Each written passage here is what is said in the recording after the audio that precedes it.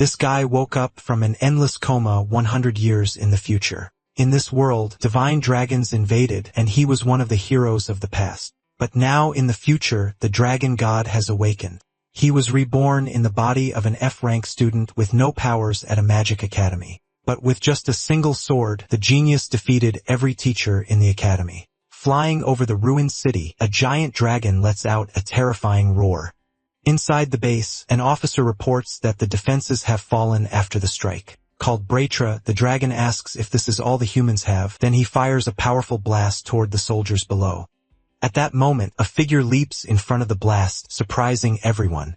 Successfully stopping the blow, he protects all the soldiers there. Recognized as Ejito Yatsurugi, he apologizes for being late. He then asks everyone to leave the rest of the fight to him.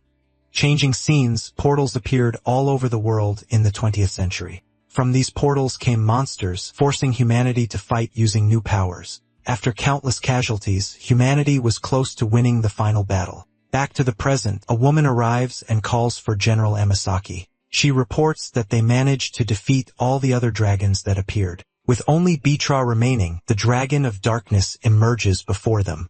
But she ends up staggering, showing she's completely out of strength. She says everyone is out of magic and power, completely exhausted. With Agito being the only one who can still fight, they must leave everything to him. Ritra congratulates him on the other dragons, but doubts he can fight with just a sword. But Ejito warns it won't be just the sword, as he'll risk everything to stop him.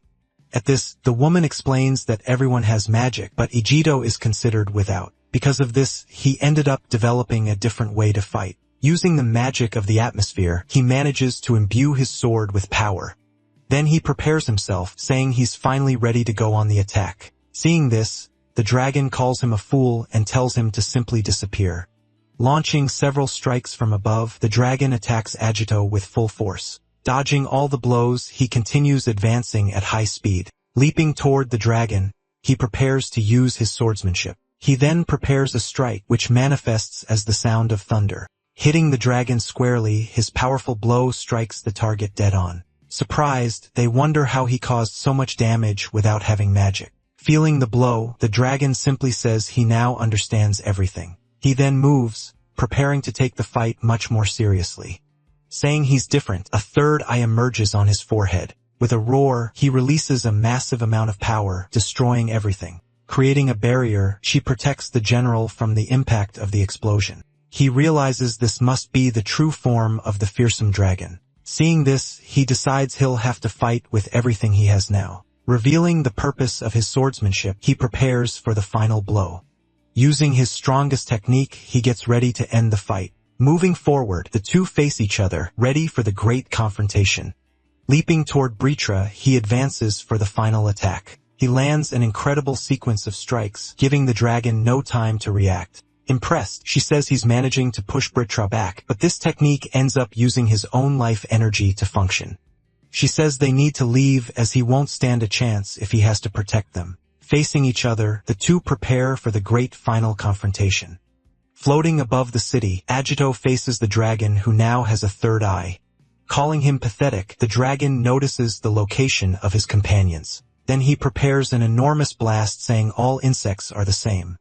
Seeing the blow, he realizes that if he dodges, everyone there will certainly die. With no other choice, he decides he'll try to stop the blow head-on. Calling for Yuka, he turns to his companion one last time. He then apologizes and asks her to take care of everyone there. Desperate, she screams his name, already imagining what will happen. Britra then launches a powerful blast from his mouth toward them. To counter, he uses his strongest technique for the confrontation. Gathering his power, he prepares to use his strongest blow. Shouting loudly, he warns that this will be the end of the mighty dragon. He advances with everything, colliding his strike directly with the dragon's. Colliding with force, the two blows clash in the air with total power. Putting all his strength in, he screams while staring him in the eyes. Feeling the impact of the blow, the dragon roars in pain against the attack. At this, an enormous light ends up covering the entire battlefield. Even wounded, he continues maintaining his very determined gaze. With a hole in his chest, the dragon was finally defeated by him. Falling from the sky, the dragon's body crashes against the buildings. Seeing him approach, his companion screams, his name worried. Staggering forward, he ends up falling exhausted to the ground. Running to help, she asks him to wait a little there. She then holds him and asks him not to move. Seeing the scene, the general asks if he really managed to win. He says he destroyed the core, so the dragon must be dead. Hearing this, all the soldiers begin celebrating the victory. Celebrating, the general shouts that humanity finally survived. Focusing her magic, she says she'll hurry to heal him. At this, Britra, even dead, says it was all very regrettable. Even being healed, he struggles and asks if he's the only one hearing this. Britra confirms that the plans continue. Continuing his speech, the voice reveals that the conditions to awaken Ragna have been met. Understanding nothing, he reacts completely shocked by the revelation he just heard. At this, the voice explains that their war was futile as they would return. Feeling immense pain, he screams the name of his companion fallen on the ground. Then he questions himself about the dragon god, saying his fight was meaningless. She continues trying to heal him, but her magic doesn't work and she almost faints. Desperate, he begs for one more chance, shouting that he couldn't die yet. Suddenly, his companion looks astonished at what happens right in front of her. Even on the ground, he states that his battle had not yet come to an end. After that, a strange event begins to emerge coming directly from the skies. In moments, it intensifies, forming a pillar that descends at high speed. Upon touching the ground, that pillar transforms into a large magic circle. Changing scenes to a hospital, a voice reports that vital signs are normal. Next, the same voice reveals that the patient's name is Ejido Mitsurugi. Continuing to speak, the voice asks him to wait as the doctor was already coming. Beginning to wake up, he questions what that noise was that he was hearing. Looking around the room, he wonders if he was really in a hospital. On television, a program reports that the world was saved and celebrates an anniversary. The news continues, saying they're commemorating the heroes who brought peace to the world. Astonished, he shouts upon seeing the TV reporting the 100th anniversary of the war. Saying this is impossible, he gets agitated and needs more information. Seeing his reflection, he wonders if that was really him reincarnated in the future. Completely confused, he tries to understand what was actually happening there. Suddenly, the TV broadcasts urgent news about a series of portal activations. Attentive to the news, he hears that more than 50 portals were activated today. At this, the reporter mentions the chance of the 6 dragons returning, leaving him shocked. Returning to memory, the dragon's voice warns they would return in 100 years. Even without knowing how he reincarnated, he sees this as a miraculous opportunity. Then he questions whether the awakening of the dragon god Ragna is already imminent. Warning his enemies, he says they're mistaken about their plans succeeding. With firmness, he declares he'll do the impossible to prevent Ragna's awakening. Looking at an ID, he discovers he's now a student at the Magic Academy. Through a photo, it's revealed that his parents died when he was a child. Already in uniform in his room, he gets ready, knowing he'll have to live alone now. That's when he notices the striking similarity between his old name and the new one. He then thinks about warning the Mage Guild about the dragons and Ragnar. Right after, he unsheathes his sword and delivers a quick, precise strike. As a result, the can sitting on the table appears completely sliced to pieces. Looking forward, he simply announces that it's finally time to go. Switching scenes, a reporter announces a press conference from the Mage Guild. As he walks down the street on TV, the guild leader says there's no problem with the portals. He guarantees that elite mages have been sent to keep everyone safe. Observing the situation, he notes that the guild seems pretty competent. In front of the building, he says he'll act carefully to understand the enemy. Arriving at his destination, he observes the facade of the Grand Magic Academy. Right at the entrance, he considers himself lucky to have reincarnated as a student. Inside the academy, he plans to gather information and make contacts with powerful mages. After all, he knows he'll need strong allies to fight against the 6 dragons. Meanwhile, a student conjures a spell and prepares to launch a strike. He then fires his attack toward one of the training targets, but the strike hits the target, causing only a small flame on the spot. Watching the scene, an instructor praises the student's progress and encourages him. With a smile on his face, he turns to the side, observing the other students. Nearby, other students also practice their ice and lightning strikes. Seeing their level, he's disappointed and says they're all too weak. In the background, the instructor continues giving support for the students to keep training. Looking for his classroom, he wonders if he'll find strong allies at the academy. Setting that aside, he decides to focus on understanding the situation better first. When he opens the door, a voice calls him Sword Master. Inside the classroom, a group of thugs stares at him asking if he's feeling better now. Mocking the situation, their leader says he was very worried about his absence. With a threatening look, he asks who they would have fun with without him there. While the class stays silent, the other thugs start laughing at the situation. Realizing the mistake, he decides to pretend for now that he's just a Jito Mitsurugi. Pretending to have lost his memory, he apologizes and asks who they are. Completely incredulous, the three react with an expression of pure rage on their faces. Going at him, the redhead grabs him forcefully by the collar of his uniform. Screaming with anger, he introduces himself as Yuki Hiba, a rank A mage.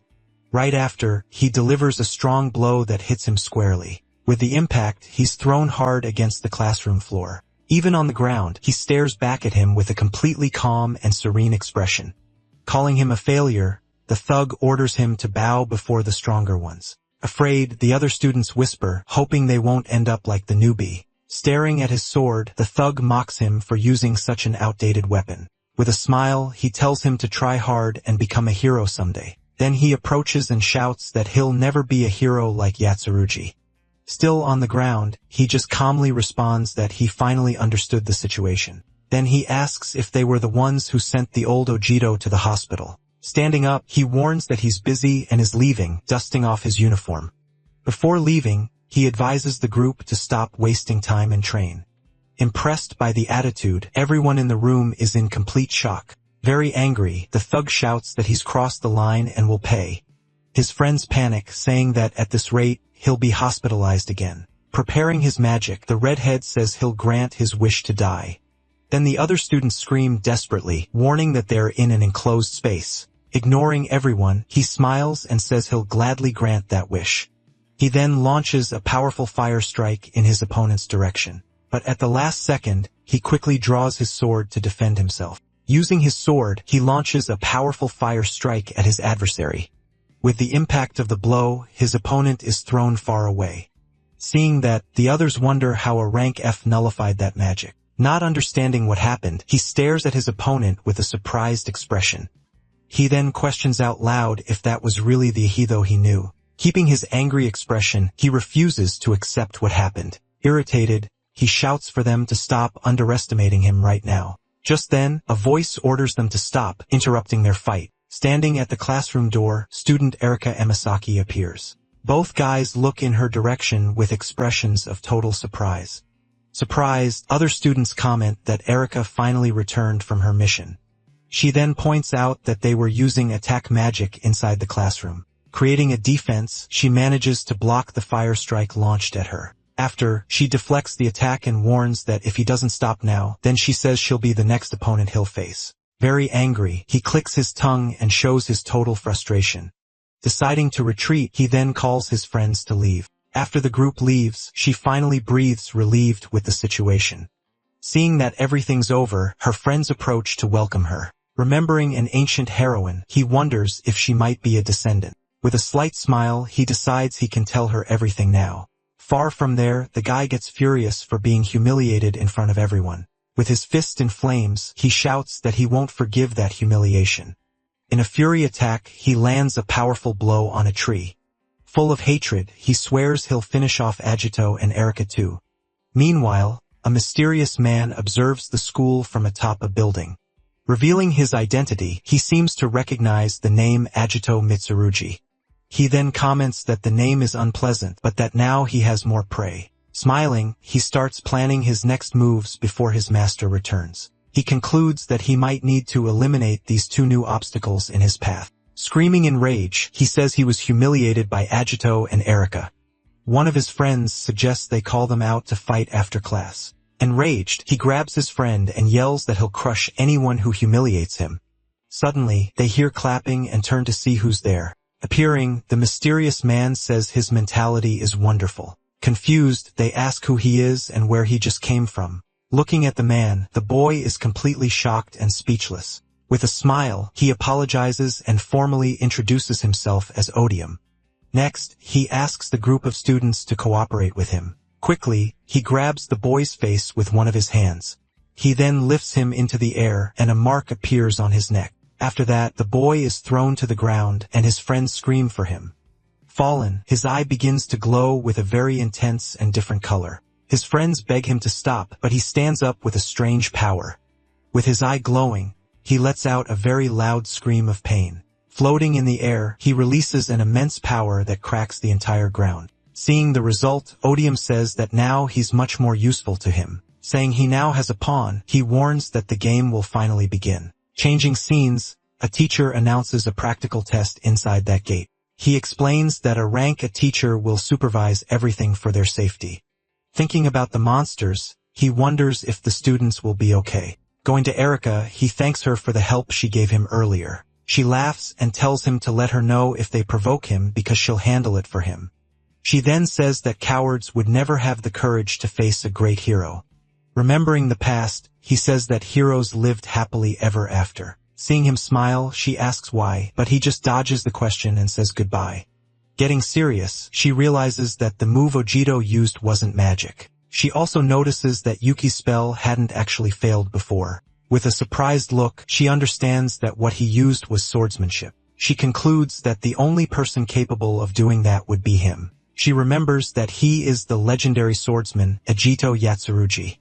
Thinking about his name, she stares at him with an expression of total distrust. She then wonders in her thoughts who he really is. Already inside the gate, a huge monster appears in front of the students. Seeing that it's an orc, they prepare for combat without knowing the weak point. Advancing quickly, the monster attacks one of the students with a powerful blow.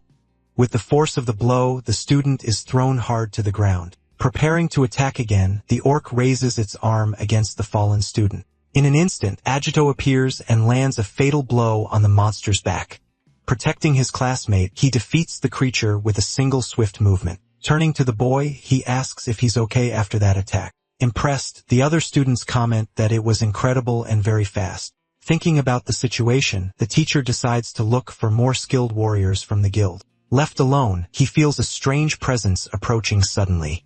With a serious expression, he wonders what it is he's feeling. Suddenly, he comes across Yuki standing in the middle of the defeated monsters. Staring at his back, Ejito realizes that his colleague is covered in blood. Turning slowly, the boy calls out to him with a different look and power. With his eyes glowing, he screams in a frightening way for Ejito to die. Jumping at him, the boy attacks with a powerful fire strike. At that moment, he realizes that his colleague's magic is much stronger now. Besides the magic, his movements also seem strange and much faster. Advancing again, he has his arm grabbed by Ejito at the last second. With a quick movement, he breaks his opponent's arm without hesitation. Even with the broken bone, the boy keeps smiling without feeling any pain. Still holding him, he continues with his completely crazed and frightening expression. Then, in a moment of clarity, the boy begs Ejito to help him. Hearing the plea for help, he's shocked as he understands the situation. In that instant, he begins to have visions of various moments from his past. With great anger, he grinds his teeth as he remembers everything that happened. Saying to leave it to him, his finger begins to emit a strong light. Touching Yuki's forehead, he makes the mark on his neck disappear. With the touch, the boy faints and is held so he doesn't fall to the ground. Screaming very loud, he orders whoever is hiding to appear right that instant. Kneeling beside the body, he hears laughter coming from the darkness nearby. Emerging from the shadows, the man says he ruined his new toy. Appearing, he introduces himself as Odium, one of the 6 dragons who will resurge. Then he creates several magic circles that completely surround the young swordsman. Smiling, he says he'll be the executioner who will end his life. From inside the circles, several fire strikes are launched in his direction. Using his sword, he deflects all the strikes launched against him. Surprised, the villain can't believe he managed to nullify all his attacks. Seeing the destruction, he understands that the 6 dragons really will return soon. With a look of rage, he warns that his plans will never come true.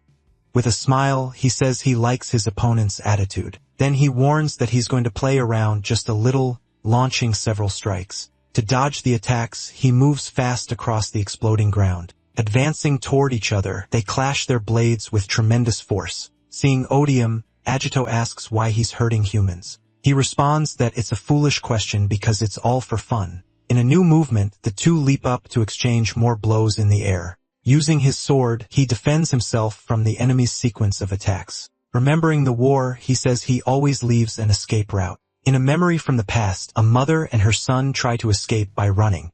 While they run, Odium watches them from afar, waiting for the moment. He then reveals himself to them, saying he feels enormous pleasure. Hearing all of that, he just grinds his teeth with intense rage. With an insane face, Odium finishes by saying it was all very entertaining. Surrounded by monsters, he laughs while pointing at his enemy. He shouts that when Ragnar awakens, he'll be able to have fun once again. With a furious look, he shouts saying that no one can stop him.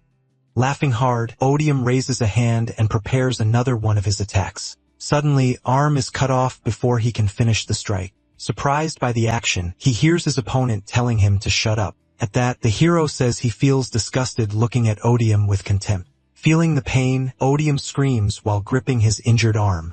Calling him a bastard, Odium launches a strike in his direction. Then he attacks several times, shouting about how his opponent dares to do this. After that, he shouts that his opponent is nothing but a simple human being. He says they hunt the weak, advancing for another combat. Telling him to stop being arrogant, Odium prepares a massive strike in the sky. Multiple strikes fall from the sky toward Agito. Seeing the attack, he stands up saying he has no other choice. Preparing his technique, he launches a powerful sword strike upward. His strikes cut through the fire attacks falling endlessly from the sky. After destroying the projectiles, the technique hits Odium directly. Seeing the attack up close, Odium recognizes the technique used by his opponent. With incredible force, the attack begins to destroy the entire scenery around them.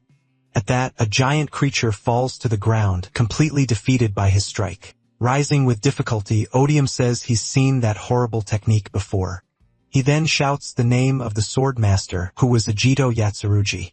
Confused, Odium asks if the hero reincarnated since he thought he was dead. He simply responds that there's no reason to tell since Odium is going to die. Hearing the threat, Odium grinds his teeth and starts to laugh softly. Gradually, his soft laughter transforms into a great mocking guffaw. Placing his hand on his face, Odium laughs desperately at the whole situation. He says it's a shame that Agito managed to reincarnate in the end because now he'll be killed once again by Odium's hands. Screaming loudly, Odium begins to undergo a massive power transformation. Seeing that, the hero is surprised by what's happening. His face begins to contort and change during the transformation. Odium says that Ragnar's awakening is getting closer and closer now. With his hand transforming, he says they've gained new powers. Then he slams his hand on the ground, breaking everything with his new strength. Looking at the shadow, he's surprised by that new terrifying form. Already transformed, Odium lets out an extremely loud and powerful roar. At that, he releases an enormous wave of power that sweeps across the entire area. The ground is completely destroyed by the wave of power that Odium released. He turns around watching the creature form in the middle of the dust. Odium tells the hero to observe his new and powerful form well. He shouts that this is Ragnar's blessing and asks for his despair. Seeing the creature, he says that Odium has revealed his final secret weapon. He then apologizes because now Odium knows his true identity. And because of that, Agito warns that he'll be forced to end everything right there. Feeling the entire dungeon shake, the group wonders what's happening. Startled, Erica comments on the powerful magical energy she sensed there. Then she yells for everyone to get out of that place as fast as possible. She says she can feel an even more powerful monster approaching. Pointing to a corridor, she warns that the presence is coming from that direction. Running ahead, she advances alone to find out what's going on. Arriving at the location, she sees a fallen monster and a person standing right in front. Looking more carefully, she observes the defeated creature and the mysterious man. Then she recognizes the man as Agito and questions why he's there. He then apologizes because now Odium knows his true identity. And because of that, Agito warns that he'll be forced to end everything there. But the monster prepares for a new strike. Performing a quick movement, he lands multiple hits on the creature, but Erica and Odium notice something. In one moment, a cut appears on the monster's face as a result of the blow. And suddenly, several cuts strike the monster's body head-on. Then he says he's disappointed and asks if only its body is strong. Smiling, the creature responds saying it was just a joke. right after its wounds begin to regenerate on their own. Seeing the scene, she screams in surprise that it's regenerating. Facing the monster, he remains silent after the provocation. The creature then shouts that, as it said before, it has Ragna's blessing. Gathering energy, it warns that his useless swordplay won't work. Letting out a laugh, it fires a sequence of strikes in the hunter's direction. Several blows then explode throughout the cavern around him. Worried, she says the monster is too strong for a student. Then she adds that only an S-rank mage could fight it. Advancing quickly, he prepares to land a new strike. Then the two exchange blows with their weapons clashing. He realizes this is Ragna's blessing and that this is the level of a lackey. With one movement, the creature launches a powerful strike against him. Defending the blows, the monster says he's just a human from the past. Smiling, it continues saying that the hero died without knowing the grand plan. Remembering the past, it says that his war was all in vain. Looking at him, the monster calls him a foolish hero. Worried about the situation, the girl desperately screams his name. Meanwhile, the monster says there's absolutely no way to save the world. But with a quick strike, Agito cuts off the creature's arm. Both Erica and Odium are shocked by that scene. Right after, a massive cut is made on the monster's body. Spitting blood, it says this is impossible because the wound is too deep. Complaining about the pain, it says its regeneration can't heal the wound. Taking a step forward, he approaches the creature that's fallen on the ground. Then he tells the monster that it's completely right. Then he continues, saying that he really isn't a great hero. He explains that many died, and the peace they achieved didn't last long. But gripping his weapon, he warns that he won't let this repeat. Thinking of his friends, he says he'll do this for his companions and descendants. Screaming loudly, he promises that this time, he'll truly save the world. With great rage, the monster tells him to shut up immediately. Then the creature jumps and advances toward him with a powerful strike. But he grabs the monster's head and slams it hard into the ground. In disbelief, the creature repeats several times that this is impossible. Then it screams that the hunter is an excuse of a hero who should be dead. Beginning to transform, the monster's body starts to grow and crack. With a war cry, it warns that it refuses to lose to him. Using one of his techniques, he manages to land a direct hit on the creature. Revealing the name of the technique, he calls it Moon Piercer. With the impact of the blow, a massive explosion happens at the location. Spitting a lot of blood, the monster's body begins to crack completely. This way, the creature's body begins to shatter slowly. As it falls apart, it tries to call its master's name. With its last strength, it calls for Master Rebel and disappears. Seeing the monster defeated, he stands still watching the dust. Approaching him, the girl calls him by the name Agito. Then he turns around surprised that she's still there. Not understanding anything, she asks for an explanation and asks who he is. Changing scenes in the central region, a woman prepares for a report. She begins saying that the monster that identified itself as one of the 6 dragons has just been completely defeated by her forces. On the other side of the line, a voice confirms that the 6 dragons have returned. She asks if the next mission is to find the 6 dragons and complains about work. The voice responds that they've already found a candidate, Agito, who defeated the lackey Odium. Completing the information, he says that the young man did all that alone. Then she calls for Riku, who was sitting nearby the whole time.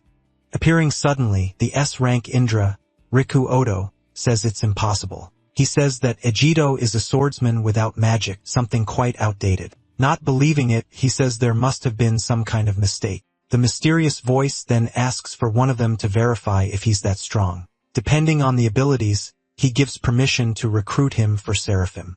Then, without much choice, Rika volunteers to go personally on this mission. He tells Lena to write the report, and she complains that he's only going to escape. Already preparing to leave, he notices there were still more monsters at the location.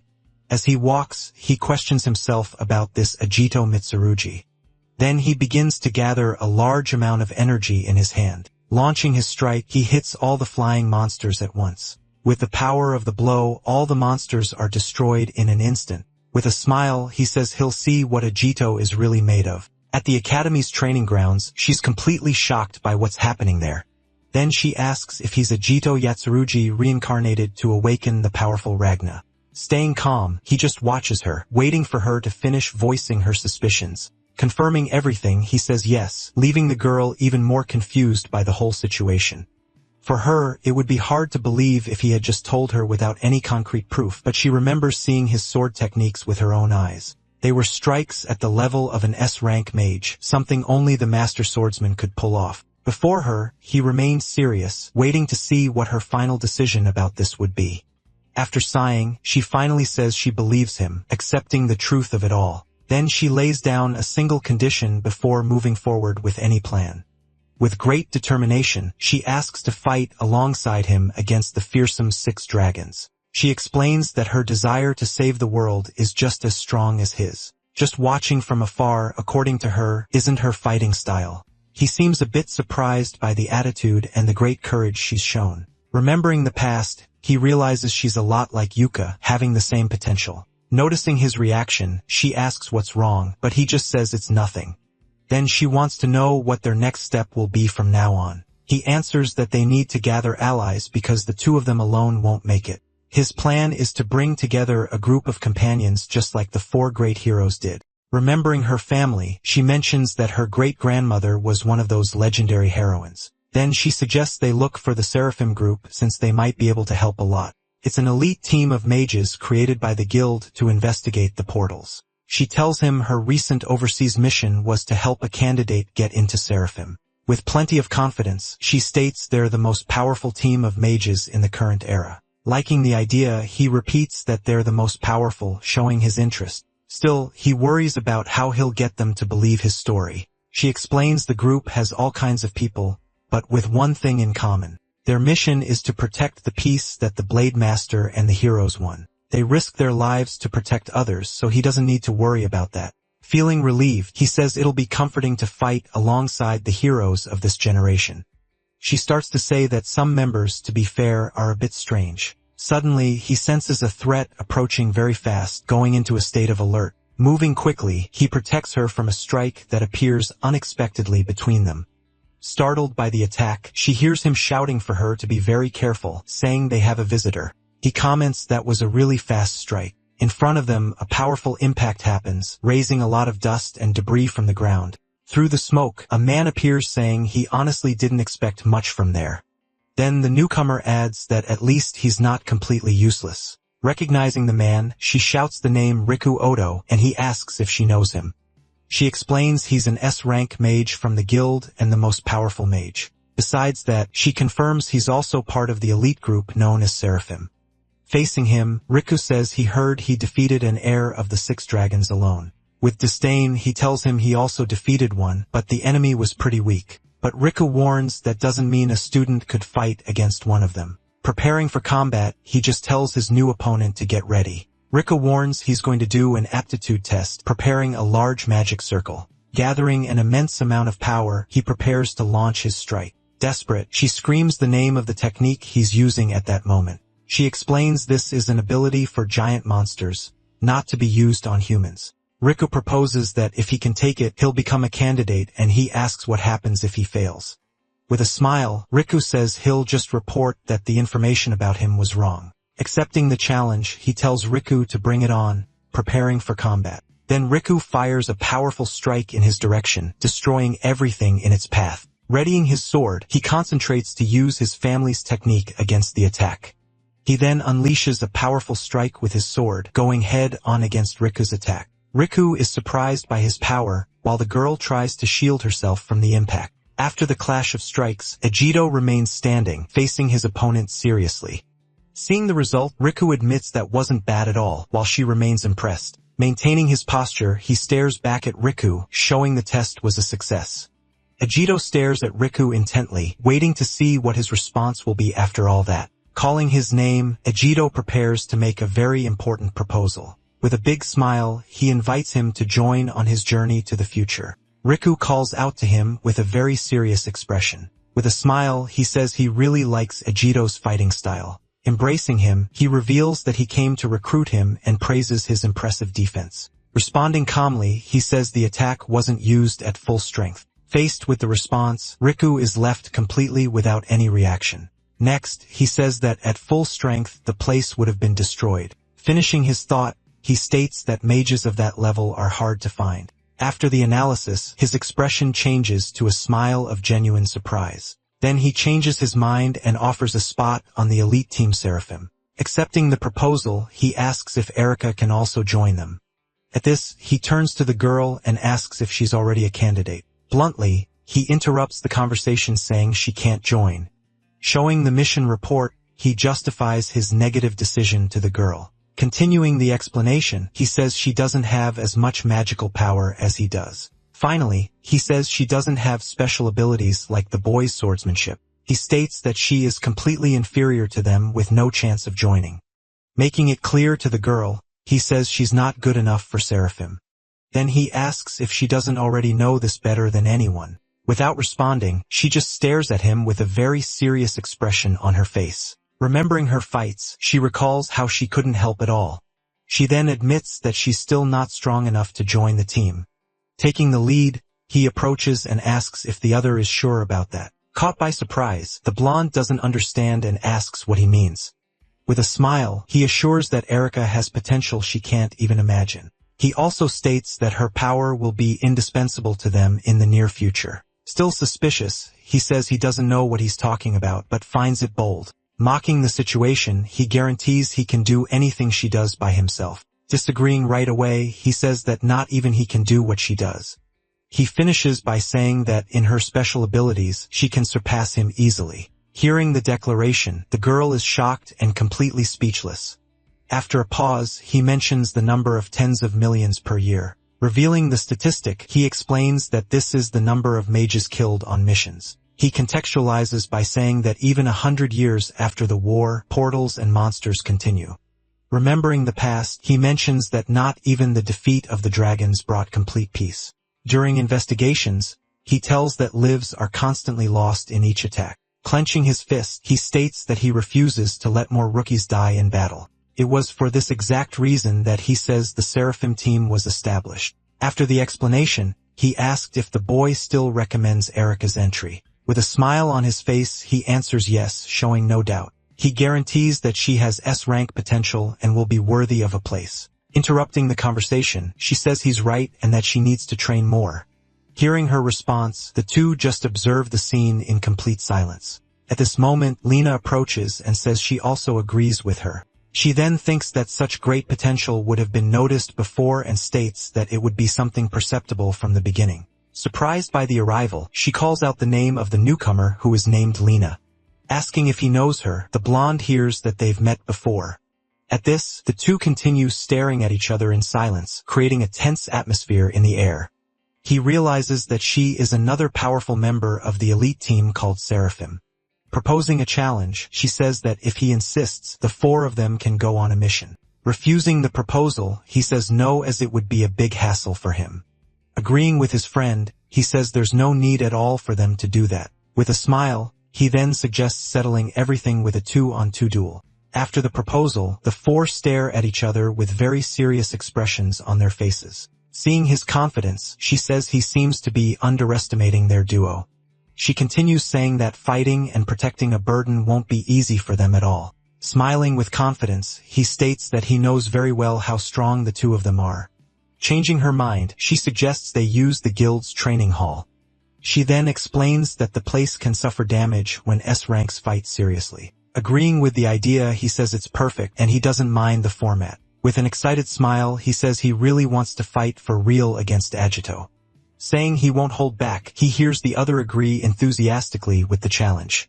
While she calls to him worried, he just asks her not to worry about it. He then continues and says she's much stronger than she imagines herself to be. Turning to her, he asks if she'll trust him and fight by his side. Surprised by the confidence, she responds yes and accepts the challenge he proposed. Hearing the response, he just gives a slight confident smile to the opponents. Wielding her weapon, she says she'll show everything she can do now. With a satisfied smile, he tells the others that they heard what she said. Facing the two, he begins to say that he and Erica are ready to fight and declares they'll defeat the two S-ranks in combat. At the Manga Guild headquarters, the challenger's confirmation is finally announced to everyone. On one side of the arena, rank F Agito and rank A Erica are introduced. Facing the duo are the powerful S-ranks, Riku Odo and Lena Toma. As the group watches, a notice says the duel begins as soon as the barrier is activated. Talking among themselves, they wonder who Ajito Mitsurugi is besides the young woman from the Yamasaki family. At that, another group member questions if this duel will last more than a few seconds. Sitting at his desk, Mr. Jinguji responds that they will see the result for themselves. Focusing his attention on the screen, Ojito Mitsurugi's name appears prominently. Remembering the past, he recalls that Ojito defeated one of the 6 dragons' assistants alone. With a serious look, he says that now they will see what the challengers can do. Seeing the barrier activate, Ajito comments on its power and asks if it's sustained by machines. Erika then confirms, explaining that nowadays things are done that way. Coming from behind, Lena says that Yuka, who fought in the past, used a stronger shield. She adds that without a shield of that level, machine barriers are adequate. Concluding the thought, he says that a mage with a shield like Yuka's would be a strong ally. Turning to him, Lena questions him about what he just said. Interrupting conversation, Riku says that's enough idle talk and tells her to stop interrupting him.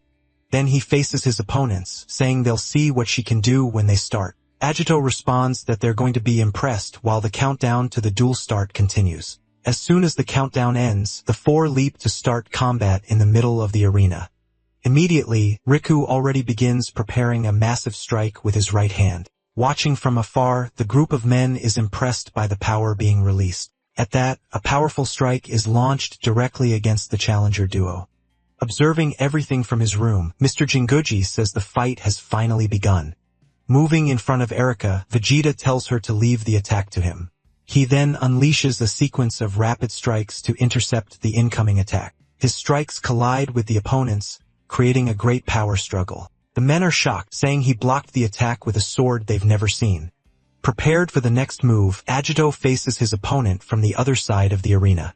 Riku then advances and lands a hit on Ajito, saying that wasn't bad at all. Attacking with a strike, Riku says he created a sword from lightning. Full of himself, he says that as an S-rank mage, he can manifest any attack he wants. At that, he fires several strikes, but Ajito manages to defend against all of them in the air. Landing on the ground, he prepares for the next confrontation, keeping his stance firm. While Riku advances, Lena prepares an attack to support her partner. She then launches her own attack, making Riku complain that the opponent was his. Seeing the attacks, Ajito comments that with 2 talented mages, Seraphim is the best. After speaking, he drives his sword into the ground, preparing for a counterattack. Releasing his power, a massive strike advances and destroys all the incoming projectiles. The impact of his strike completely breaks the attack that was launched against him. With an alert sounding, Mr. Jinguji orders them to increase the barrier's durability. Worried, he shouts to increase it to level 3, receiving confirmation immediately. The information said that the level barrier was broken too easily by them. Observing the result, he wonders how they never noticed such a talented student before. Running across the battlefield, he says that Lena's strike wasn't bad at all. Preparing her attack, Lena says that line was actually hers. He then warns her that if she gets distracted, her partner will be in danger. At that, Ajito shouts Erika's name, seeing the opponent approaching her from above. Admitting his strength, Riku says that now his focus is on his true opponent. He then says that now it's her turn to convince him she has what it takes. Erika faces the challenge, preparing for the attack coming in her direction. Leaping toward her, he delivers a powerful strike from top to bottom. Making a sign with her hand, she begins reciting the words of an incantation. She then raises a barrier, saying that protection will ward off all destruction. In the observation room, one of the men stands up shocked, questioning what he saw.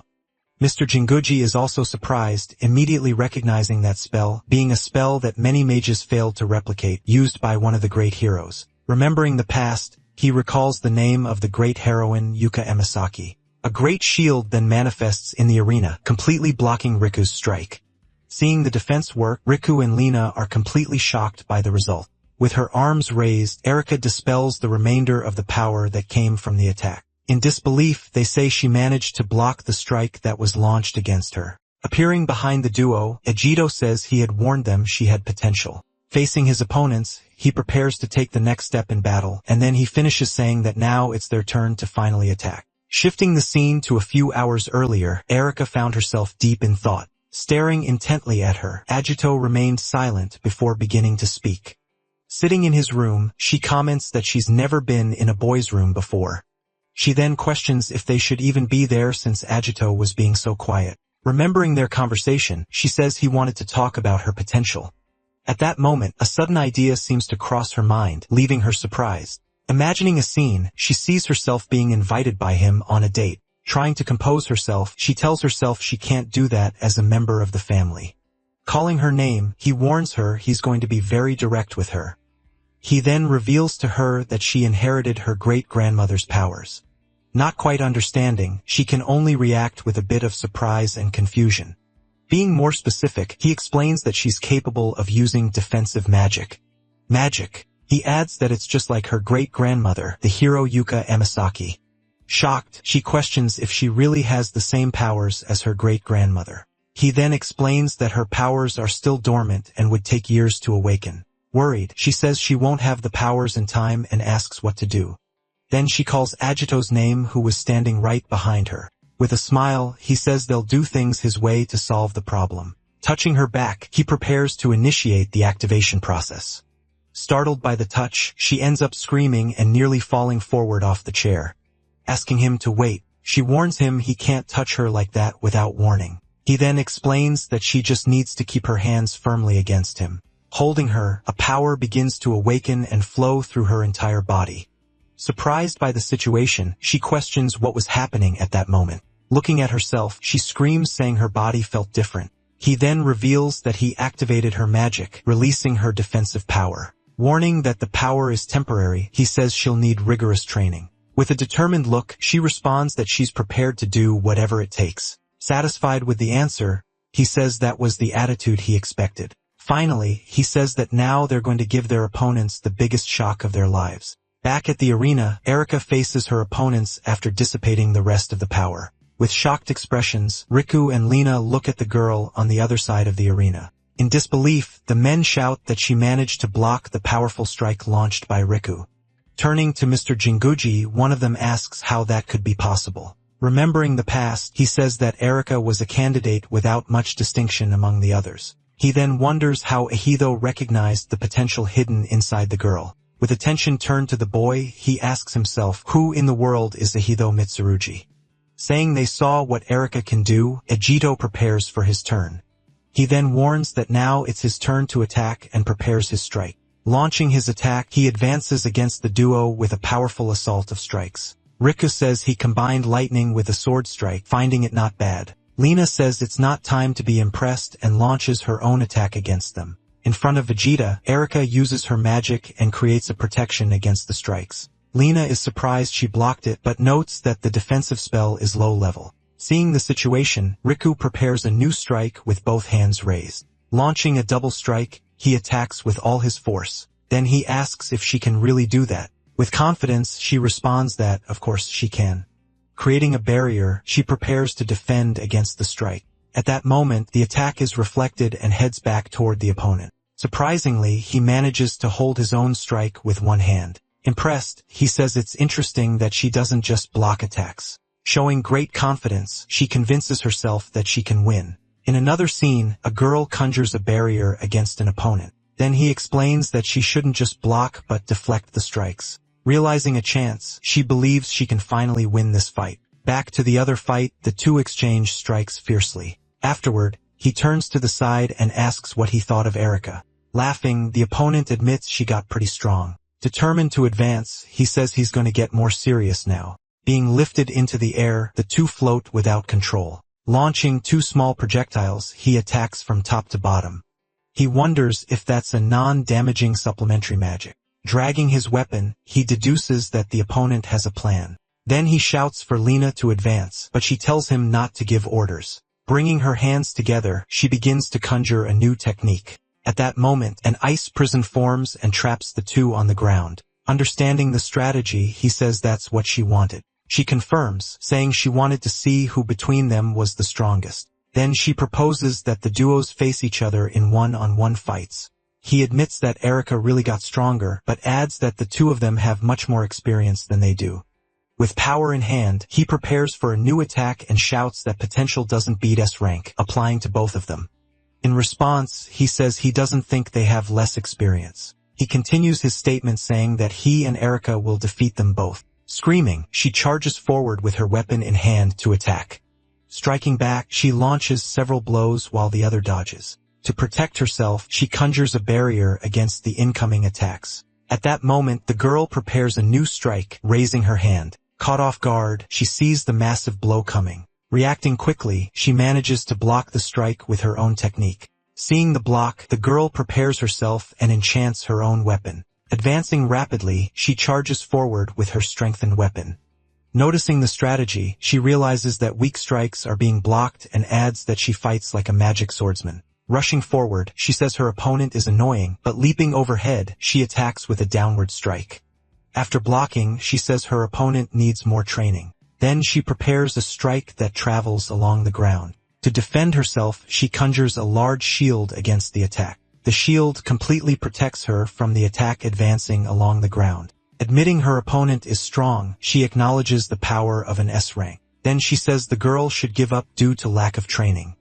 At that, she asks why she was challenged even knowing all this. Maintaining silence, she faces her opponent with a determined expression.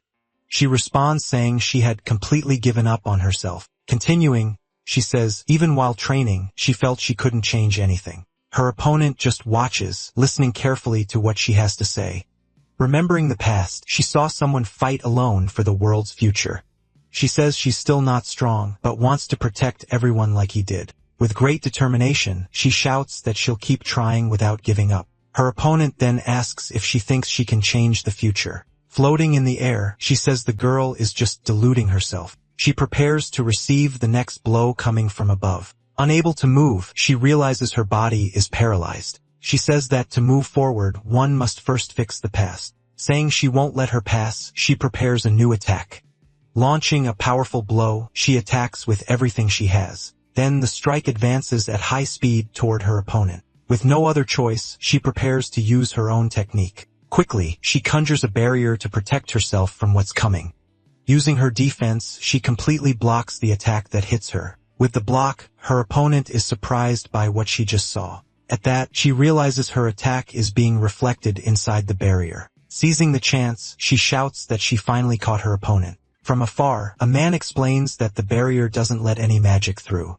He also says she uses defensive magic against an S-rank opponent. Comparing with another person, he says Erica had a lot of hidden potential. Trapped, the girl attacks the barrier, desperately trying to escape. With a gesture, she launches one last powerful blow. Extending her hands, her opponent prepares for the imminent impact. She then says that having power now doesn't change anything. Asking Lena to stop, she says that's enough already. At that, he appears and declares the fight is over. Turning to him, she tries to argue, calling his name. He then reminds her of their objective, which is to investigate the 6 dragons. Lowering her head, she finally yields to the order. Raising her hand, she signals her surrender in combat. Then they announce that Lena Toma's surrender has been recognized. She celebrates having managed to win the match. Floating, the barrier around her begins to dissolve. Returning to the ground, she now faces her opponent. Congratulating the girl, she acknowledges her victory. Still surprised, the winner thanks her for the words. Moving away, she says she wished the girl had been this strong before.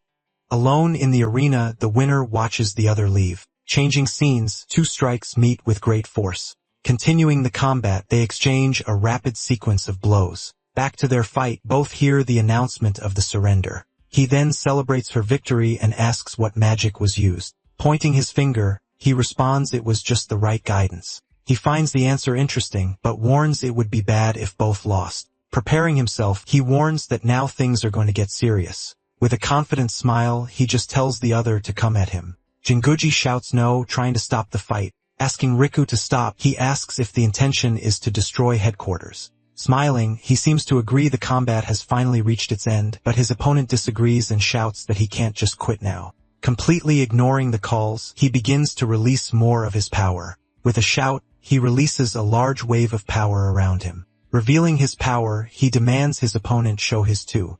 He then prepares a massive blow, asking the other not to hold back. Concentrating the attack, he prepares to launch it against his rival. Then a powerful blow is fired in his opponent's direction. Watching the blow, he says he didn't know Riku was this strong. Grabbing an item, he warns he'll also have to fight seriously to block. He then says he'll strike back using the purpose of his swordsmanship. Maintaining pressure, his opponent continues channeling the enormous blow. Meanwhile, an alert warns that the protective barrier was nearly destroyed. Shouting that he's a fool, the old man watches the blow hit the ground. He then taunts Agito, asking if that's all he can do. Believing he's won, he says that's it then. Suddenly, a small light emerges in the middle of his blow. Surprised, he notices something strange coming from his attack. Preparing himself, his opponent prepares a powerful counterattack. With his blow, he manages to completely nullify his rival's attack. Seeing the scene, the old man and the others are completely shocked. He then shouts that his blow disappeared without a trace. The old man refuses to believe it, saying that was impossible. Saying, "Here he goes," the guy prepares to advance. Launching himself upward, he leaps toward his opponent. In the air, his rival stares at him as he approaches rapidly. Advancing, he lands a direct blow on his opponent. Hit square on, he reacts with an expression of pure pain. Standing in the arena, he apologizes to Riku. Bleeding heavily, he still feels the strong impact of the blow. He then says he couldn't go easy if he wanted to win. With his body wounded, he's thrown backward by the blow. As he falls, he asks if his opponent is mocking him. Hitting the ground, he promises he'll win next time. Watching everything, the old man just stares at the combat's result. They then announce that Ojito Mitsurugi is the grand victor. He says it's unbelievable that an F rank beat an S rank. Looking at his hand, he says the blow was stronger than last time. Recalling the fight, he begins to think of a possibility. He then realizes he might be able to use that technique. Changing scenes, we now see a large and imposing building. Already in the office, Riku complains of pain in front of the others. She asks him to be quiet, threatening to use her powers to make him sleep. In another location, the guildmaster begins an important announcement for the two. Calling them by name, he confirms the messages for Agito and also Erika. They are then officially recognized as new members of the Special Forces Team Seraphim. Their new mission, according to the master, is to investigate the portals for the next battle. Questioning the decision, he asks if such a small team would really be enough. But the master assures that numbers aren't a problem since they can command other members. Even an army of mages, he explains, can be commanded by them. In a quick memory of the past, it was Yuka who always led all the troops. Ending the meeting, the master tells them to go rest and talk tomorrow. At that exact moment, a guard enters, bringing urgent news to his superior. He reports that a mage was attacked and completely annihilated by a mysterious dragon. Shocked by the news, the master says she was an S-rank mage. With a serious look, he realizes the enemies have finally shown their faces. Taking the lead, he says he'll go on the mission that was assigned. Surprised, the guildmaster asks if he's sure about his decision. He states that he can't rest with his companions in imminent danger. Then his companion says he can't let her fight this battle alone. Seeing that, the girl says she can go since she didn't get hurt. Erika also volunteers, saying she can go fight alongside them. Agreeing, the master warns that he'll leave the mission with them for now. His final order is for them to rescue as many people as they can. Changing scenes, the Shinjuku Gate appears in the middle of the city. Inside the portal, a giant dragon roars that it's just getting warmed up. Behind the fire, one of the assistants reports how terrible the monster is. The group leader seems not to know how to react in that situation. Fallen on the ground, she apologizes for not being able to protect her team. Then she remembers the legendary swordsman's words about being a good leader. Screaming loudly, she begs to be used as a sacrifice to save the others. He holds her, asking her not to be reckless because without her, they'd already be dead. Using her magic, she protects everyone, while he remembers another phrase from the master. Irritated, she yells that he got everything wrong about her master's words. Starting to talk non-stop, she shows all the fear she was feeling at the moment. Pulling herself together, she states that she needs to act like a true leader for everyone. Then she orders him to take care of the wounded because she's going to draw the dragon alone. Unable to obey, he says he can't flee and abandon his captain behind. Looking at the ground, the dragon asks if that was all their strength. With a smile, he says he kept them alive just to play around a bit. Advancing quickly, she launches a powerful strike directly against the giant creature, but her strike breaks, leaving her totally incredulous at what happened. Questioning if she's the leader, the dragon praises her for her courage to fight. Then he says he'll show her what a real attack is like. Dodging the strike, she asks if that's all the monster can do. Flying toward him, she yells saying that size means nothing, accepting the provocation. The dragon decides to play along with her for now. Spitting a fire blast, the creature attacks with full force in her direction. Worried, she says there are many wounded men on the battlefield around them. Then she realizes that their retreat will take time and put everyone in danger. Even if it costs a lot of magic, she decides she needs to try another strategy. Moving away, she reappears in another place, and the dragon finds her again. Taking a deep breath, she prepares for the next step of her grand plan. Remembering the master's words, she focuses her power for the final strike. A large portal then opens, and the dragon looks up in surprise. Seeing that, the creature is totally shocked by what was happening there. He asks if she opened an imaginary space to try to trap him. With a smile, she says that even mages like her have a way to win. Being pulled in, the dragon yells that he can't be defeated by a brat. Celebrating, she yells to everyone that she managed to accomplish her great feat. Tired, she lands on the ground while her companion shouts for his captain. Seeing them there, she scolds them saying they were supposed to have retreated. Asking about the dragon, he hears that she bet everything, and fortunately, it worked. Her companions then praise her, leaving her very happy with the result. Thinking for a moment, she remembers a very important question about the dragon. Then she realizes he's one of the 6 dragons that tormented humanity. Dismissing the idea, she remembers that the master defeated that dragon 100 years ago. With a worried look, her partner starts to ask her a question. He then asks if the guild reinforcements have already arrived to help. Suddenly, a new enemy prepares a powerful strike in everyone's direction. Launching the attack, he hits the group dead on, throwing them far away. Sliding across the ground, she tries to stop her body after receiving the blow. Fallen everywhere, her companions are unconscious after the surprise attack. Looking at the enemy, she says that's impossible to have happened. With a smile, he says she can't pretend that he lost. Fallen on the ground, she finally realizes she already knows who he is. Stepping on her, he says if she knows him, he doesn't need to explain. He then asks where the master swordsman, Ajito Yatsurugi, is, revealing what he heard. Shocked by the news, she can't believe the master reincarnated. Threatening the girl, he says he'll spare her life if she tells everything. But she responds that, unfortunately, she doesn't know absolutely anything about that matter. Even if she knew, she yells saying she would never tell him anything. Irritated, he tells her to stop acting proud and obey orders. Being pressured, she quotes a famous phrase from the master about defeating evil. Hearing that, he decides he'll wait for the swordsman if he really shows up. Next, he lands a strong blow to show he's not playing around. Believing she's hiding something, he decides to change tactics to make her talk.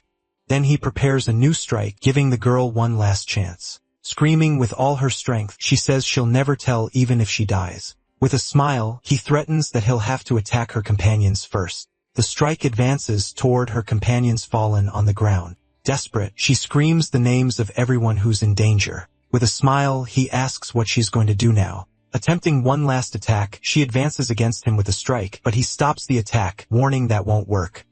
He then says time's up, and the master didn't come to save her. In despair, she screams for the great master swordsman's name. With her friends in danger, she hopes that he has reincarnated. She then asks him to appear and punish that rebel for her. Closing her eyes, she awaits the final impact of the enemy's blow. Suddenly, a single strike cuts through the darkness and the attack. Ojito appears using a technique that destroys Rebel's blow. Seeing that, Rebel and the girl are shocked by the appearance. Speaking to the enemy, he says it's been a long time. He then asks if Rebel wants to be defeated by him again. Full of rage, Rebel screams Ojito's name with a smile. 100 years ago, during the War of the Six Dragons, the confrontation against Rebel took place. Before the warrior, the gigantic creature roars and unleashes a massive amount of fire. Then, with a determined look, he shouts to Rebel that it was over. He prepares a sword strike, a special technique from his own swordsmanship. Advancing quickly, his precise strike finally hits the red creature's neck. After receiving the blow, the enormous dragon's head begins to fall slowly. Even defeated, he swears he'll never forget this humiliation and that he'll kill him. Back to the present, 2 young men now face each other in a large courtyard. Warning the girl on the ground, he tells her to stay quiet. At this moment, he prepares to use another technique from his swordsmanship against the dragon. Without hesitation, he advances on him, delivering a blow with his powerful sword. His strike causes a massive explosion at the point of impact. She then recognizes the blow as the special attack that uses 6 elements together. Maintaining his posture, he continues to stare at the result of his devastating attack. She finally realizes she's before the legendary swordsman she's heard so much about. Recognizing the guy from behind, she wonders if he's a Jito Yatsurugi. At that moment, another man appears and says there's no mistaking that technique. The girl then shouts that they've finally met again after so long. With a furious look, he screams a Jito Yatsurugi's name with great hatred. Screaming that he'll kill everyone, he launches a massive firestorm at them. Desperate at the scene, she begins screaming the names of her fallen companions. The powerful fire strike advances and ends up hitting her allies head-on. Seeing the danger, he screams the girl's name and quickly extends his hand. Using her ability, she creates a sacred shield to protect everyone there. Surprised by what just happened, she looks forward without understanding anything. Arriving to help, a girl asks if Misaki is okay, and she recognizes her. Protecting her friends, she stands while Misaki wonders who she is.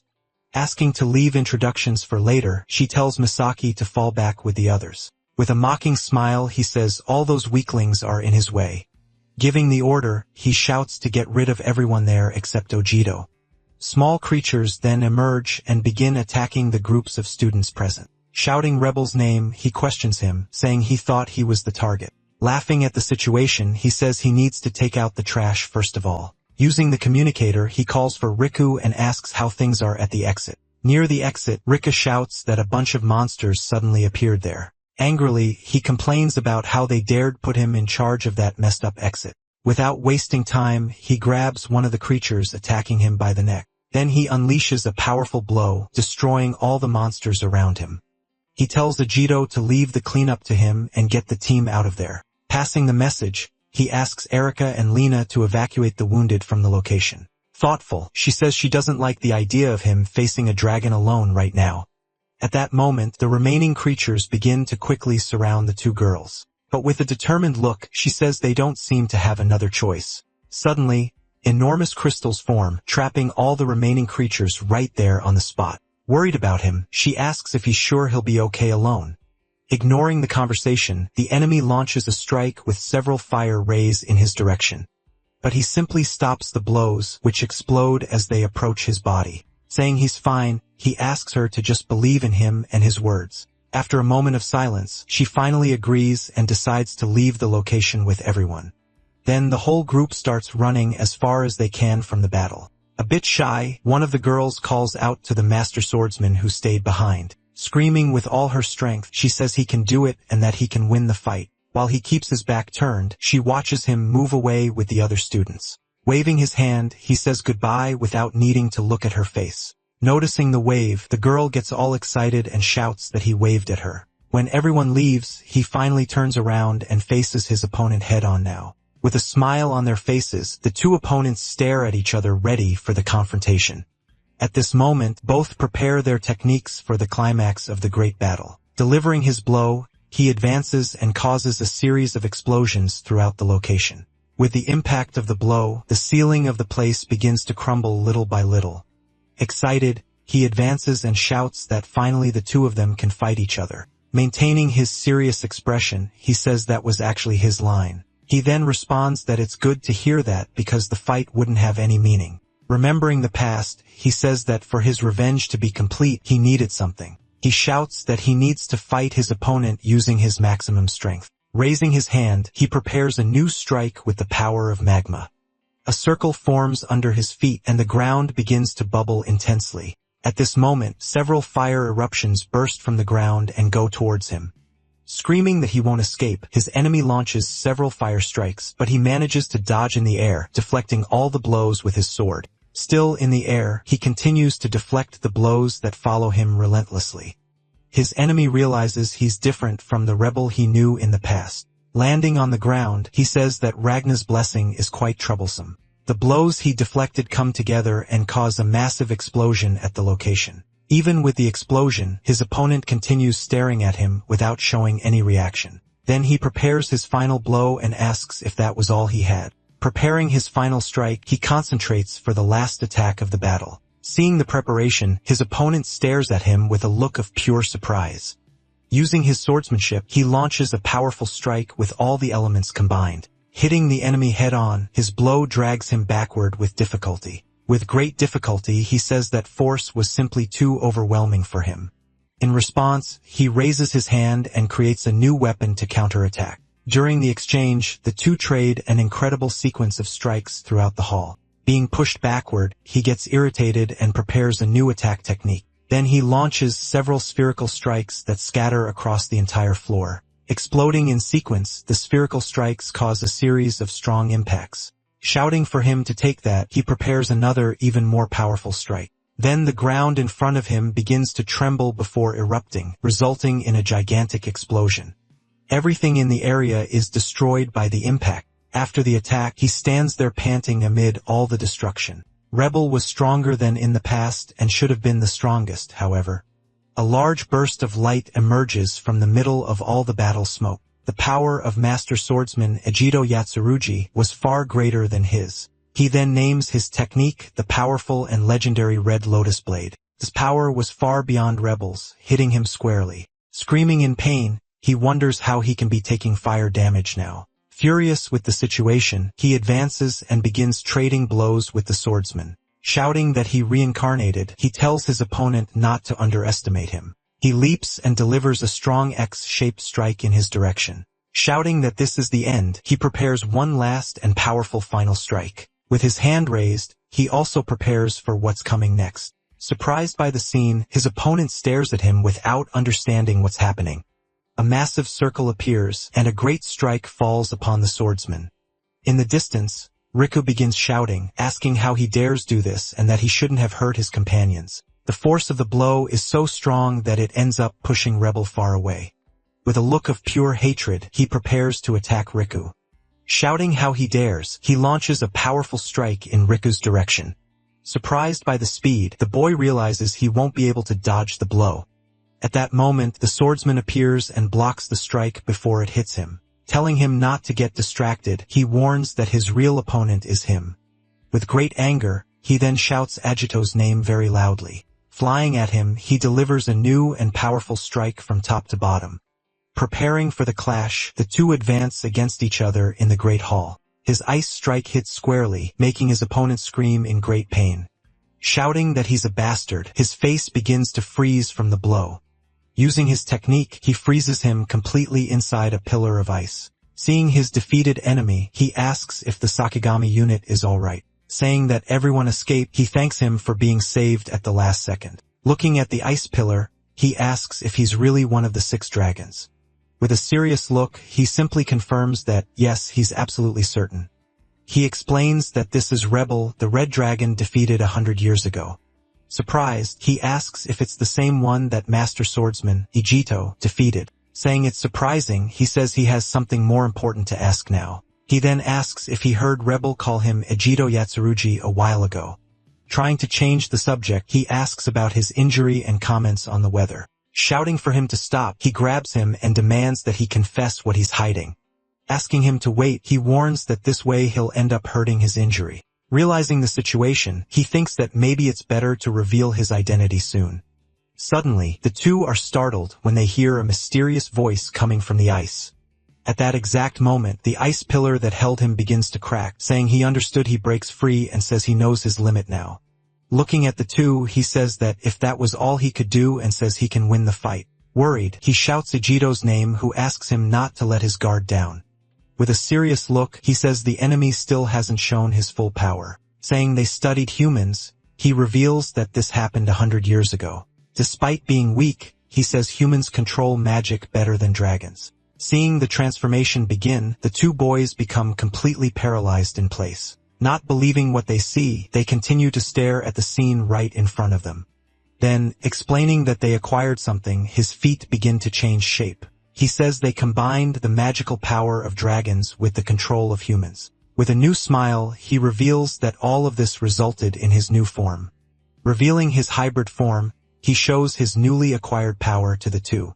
Even facing the new form, Yu-Gi-Oh remains serious before that threat in front of him.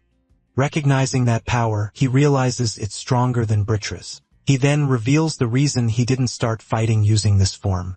With a roar, he fires a massive strike toward Riku and Yujiro. The attack causes a gigantic explosion, destroying everything around with the impact. He continues explaining that the fight would be incredibly boring otherwise and that there'd be no fun if he killed Ejido too quickly. Warning his companion, he says the enemy is coming at them with everything. In that moment, Rebel advances on him in the blink of an eye with full speed. Surprised by the charge, he notices his opponent is much faster now. Even with the speed, he manages to block the strike using his sword at the limit. Asking what's wrong, he continues unleashing a sequence of strikes without stopping. With a powerful clash, the two strikes end up meeting in the air with force. Commenting on the form, he prepares to use his most powerful strike. Laughing at the scene, he asks if Ijito is still so confident. Calling out his opponent, he provokes him and prepares a new strike with his hands.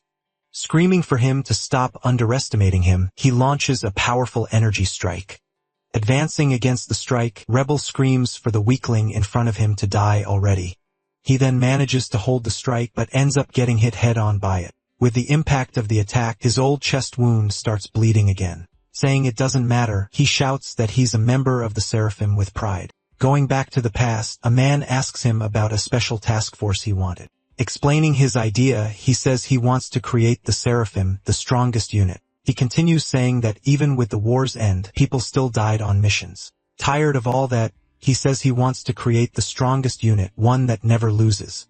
Back in the present, he says a wound like that won't be able to stop him. Then he releases a powerful strike using his maximum voltage against his opponent. With a smile on his face, he asks what Rebel thought of that new strike. In that moment, Ejido desperately screams Rika's name to warn him of the danger. But Rebel suffers no damage. And with a quick strike, Rebel hits him head-on and gravely wounds him in the chest. The impact of the strike throws him forcefully against the wall of the place. Worried, Ejido asks if he's okay, but he says he can still fight. Even on the ground, he says the master swordsman and the heroes brought peace. With his last strength, he says they need to protect that peace at all costs. With that, he finally passes out and falls completely unconscious on the ground before his friend. Rebel then provokes him, saying all he has are weakling companions. Mocking him, he prepares to use one of his sword techniques. Naming his technique, he surprises Ejido, who stares at him not believing what he hears. He then fires a massive strike from bottom to top toward the ceiling. His strike hits the ceiling and ends up breaking that place's barrier completely. Flying outside, Rebel is surprised to see he managed to break the gate, saying now it's more interesting. He flies toward Ejido quickly. Then the two begin exchanging an incredible sequence of strikes in the middle of the sky. The two strikes clash in the air, causing a powerful impact explosion. With a roar, he prepares to launch a powerful strike against his opponent. He then launches several energy beams that go toward his enemy. Recognizing the technique, he says that's the famous Yatsurugi swordsmanship. In the sky, Ejido summons several swords that now completely surround his enemy. With a determined look, he names his technique as the illusory sword dance. The swords hit him from all sides, causing a massive explosion at the location. Back on the ground, he prepares a new strike with his sword in hand. With a quick movement, he delivers a powerful cutting strike in his direction. After the strike, he continues staring at his opponent with a very serious look. Saying the strike is strong, he admits it works well against the weaker ones. But he finishes the sentence saying that won't work against him at all. The two then prepare for the next great confrontation in the middle of the sky. He then prepares to use his own macabre dance against his great opponent. Advancing, he launches a sequence of several fire strikes toward Ejido. Feeling the impact of the strike, he can't avoid expressing his pain. Screaming for him to take that, Rebel launches a powerful strike. The strike hits Ejido with force thrown far away. Ejido falls to the ground hard. Panting, he realizes his last strike wasn't enough to defeat him. With a victorious smile, he shouts to Ejido that the battle had finally ended. He then begins gathering an enormous amount of energy in a magic circle. With a look of contempt, he states that at that moment he's much stronger. Using his technique, he fires a gigantic energy strike against his opponent. The powerful strike descends from the skies at high speed and hits the ground. Then the attack causes a gigantic explosion, which destroys everything around it. Giving a loud laugh, he shouts victoriously, saying he had finally achieved that. Looking at the explosion, he celebrates for finally defeating that bastard, Agito. Thinking about the future, he says he can now become even stronger. With an ambitious look, he shouts he'll finally be able to rule that entire planet. Suddenly, a massive energy explosion emerges, catching Rebel totally by surprise. Screaming it's impossible, he wonders how his opponent survived that strike. From within the light, Agito emerges saying he's been thinking about this for 100 years. He then reveals he was thinking about how to further improve his final technique. Believing he can do this in this body, he faces Rebel who screams his name. Enveloped by a powerful energy, he prepares for the purpose of his swordsmanship. He then reveals the name of the technique, his true final dawn. The scene shifts. A girl calls out for Shirori in the forest, telling her they should go home. Camera in hand, she shouts firmly that she's not going anywhere. She says she hasn't found the golden hammer snake yet and won't return without a scoop. Suddenly, a strong gust of wind rushes past them both, startling them on the spot. They hear a noise and wonder if it's the snake coming their way. Running toward the sound, she shouts that she's going to catch the golden snake. With a determined smile on her face, she yells excitedly that she finally got it. Looking up at the sky, she sees two figures battling and doesn't understand what's happening. The journalist, Shuri Irie, 25 years old, stares at the scene completely shocked. Using the camera's zoom, she manages to witness everything that was happening there. She sees a young man with power strong enough to affect the entire environment. Then she sees a guy armed with a sword standing against evil. Back to Agito. He prepares for the purpose of his famous swordsmanship. Rebel then asks if he really thinks improving that technique can defeat him. Shouting that it's not enough, he prepares to use his macabre dance. He charges with everything, but Agito manages to dodge all the strikes in the air. Unable to hit him, he shouts that he can't strike the swordsman at all. Launching a new blow, he tries to hit Agito, who dodges once more. He then defends against a powerful strike that sends him flying far away. He shouts that it's impossible because Agito's power has already surpassed his hybrid form. Using his swordsmanship, he prepares a double strike, a powerful storm of blades. The two attacks clash and create a flash that illuminates the entire sky. Facing the attack, Rebel watches the combined strike coming rapidly in his direction. With great difficulty, he tries to defend against the sequence of blows hitting him. Flying away, he seems to have been badly wounded by the last major strike. Shouting that he's a bastard, he launches several fire strikes without stopping. The strikes hit everything around, causing a series of huge explosions in the sky. Appearing behind him, Agito prepares for the next major blow of the battle. With his sword, he delivers a swift strike, the sound of thunder's repetition. With a powerful shock, his blow hits Rebel square on with multiple attacks. Then he continues the assault, striking his opponent with the sound of lightning. Screaming in pain, Rebel is thrown hard to the ground by the force of the blow. After finishing the attack, he begins to descend slowly toward the ground. He realizes his body has no magic, which makes his strike stronger. In other words, he says that in a body without magic, he has incomparable potential. Readying his sword, he says the answer to all his power lies there. With a determined look, he prepares to show the result of his evolution. He then unleashes his supreme blade, which can even kill a dragon. Hit square on by the blow, Rebel screams in pain from the blade's impact.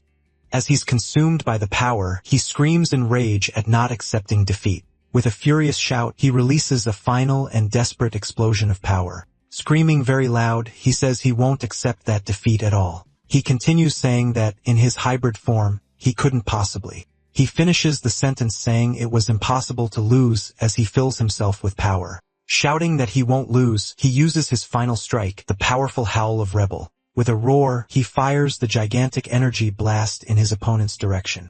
Saying he won't make the same mistake again, he readies himself with his sword. He then says he'll use that power to save the world once and for all.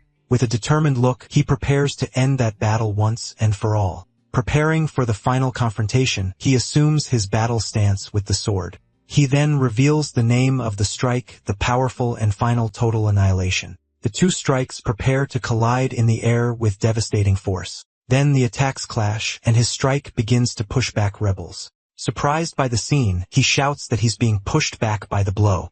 His strike is completely swallowed by Agito's, which advances relentlessly toward him. Not believing it, he wonders how he's being pushed back like this. Being consumed by the power, he screams Agito's name one last time. Desperate, the strike pierces through everything, cutting the sky and mountains with its power.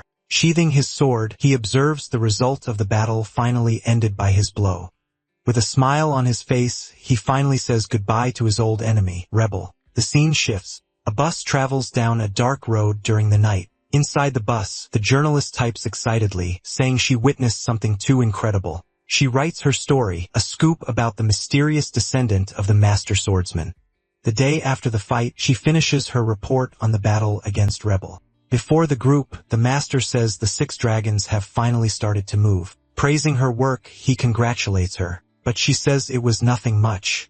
Riku then explains that Ejito did all the work and that he was knocked out. Having a question for him, the Master turns to Ejito seriously.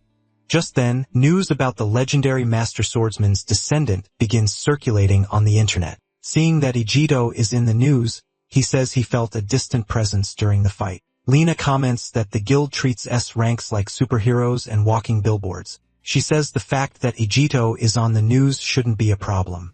Making this clear, the Master states that his existence doesn't make logical sense. He continues, saying that Agito has power that surpasses S-rank mages. Hearing the conversation, Erika keeps watching everything with a somewhat serious expression. She then adds that according to the report, Rebel also seemed to know him well. With a direct look, he asks Ejito who he really is. Thinking about it, Riku agrees there's no way he's just a rookie. She says it's impossible for a swordsman without magic to surpass the guild's S ranks. With a smile on her face, Masaki simply calls him Master Swordsman with admiration. He then says, it seems he can finally tell everyone the truth. Beginning his explanation, he prepares to reveal the whole truth to the group. Revealing his identity, he says he is the reincarnated Ejito Yatsurugi, the legendary swordsman. Everyone in the room stares at him with expressions of total surprise and disbelief at the revelation. He explains that he died 100 years ago in a battle where he couldn't defeat Ritra. Remembering the past, he says the war was in vain and that he needed another chance. He continues saying he doesn't know how he reincarnated, but it's a miraculous opportunity. Shocked, the Master asks if his soul traveled 100 years into the future. He shouts that it's no wonder he's so strong since he's a living legend. Lena says that must be why she felt a strange aura from him all along. Misaki is very shocked. He says he doesn't know why he reincarnated, but they can't neglect the portals. He explains they would be in the hands of the 6 dragons trying to awaken the god Ragna. Asking everyone, he says to lend their strength to this difficult mission. Everyone in the room continues to listen to his request with great attention and in silence. Saying he believes in him, the Master leaves the future in his hands, Master Swordsman. With the decision made, the group of young people seems much more relieved now. Excited, Riku says he can't wait to fight alongside the Master Swordsman. She then says she won't treat him as special, but will show proper respect. Erika thinks she's happy because she wanted him to see her great-grandmother once more. Seeing Miss Misaki crying, she approaches a bit worried about the situation. She then shouts that she knew it, that he is the true and legendary master, Agito. Seeing the exaggerated reaction, the group feels a bit awkward with that whole scene. She says she read everything about him and can't believe she met him in person. Riku then lifts him up while she continues to admire him up close. Just then, he starts running with Ejito while she desperately tries to catch up to them. Annoyed by the joke, she yells for them to stop that immediately, saying he has a question. He wants to know if they have any good swords there. He then shows his sword, saying it didn't survive his last great battle. Asking if that's the highest quality sword, he hears that basically yes. Saying that's not good, he laments that his old blacksmith isn't alive anymore. The mention of the name leaves everyone in the room quite surprised and confused. Riku and Lena then look at each other, confused by the name they just heard. She asks who that person is, and he says it's a blacksmith he knew. With an excited smile, she shouts that she knew it and recognized that famous name. She then begins to tell the story of Dosetsu Suikane, the legendary blacksmith. Summing it all up, she says the main point is that Dosetsu has a descendant. Hearing the news, he's surprised and stares at the girl with great attention. She reveals her name is Makoto Suikane and that he can ask her. Asking about Makoto, he wants to know where she is and hears it's in Purgatory. Purgatory is a high-level gate where one can mine high-quality ores. Riku says Makoto lives there trying to forge the greatest sword ever made. Thinking about it, he says he'll visit Purgatory to get a new sword. Erika asks if he's going alone, and he says they can't risk sending more people. Now he says he just needs an answer from them to move forward. Elsewhere, a red-haired man dismisses a group of soldiers in training. After the thanks, he turns and begins walking away from the place. He then receives the message about the Master Swordsman having reincarnated in our era. Hearing that he's now a member of the Seraphim, he continues reading the message. He's then enveloped by a light and seems to be receiving an important message. Using a telesphere, a magical tool, he begins communicating with someone distant. With a serious and attentive look, he continues receiving the message through the sphere. Agito's message says a crisis is coming and asks for help. Holding the sphere, he seems to have received Agito's message successfully. With a strong grip, he crushes the communication sphere in his hand with anger. Repeating his name, she seems not to have liked that message she received at all. He then says it will be her who protects this world, not the swordsman, Agito.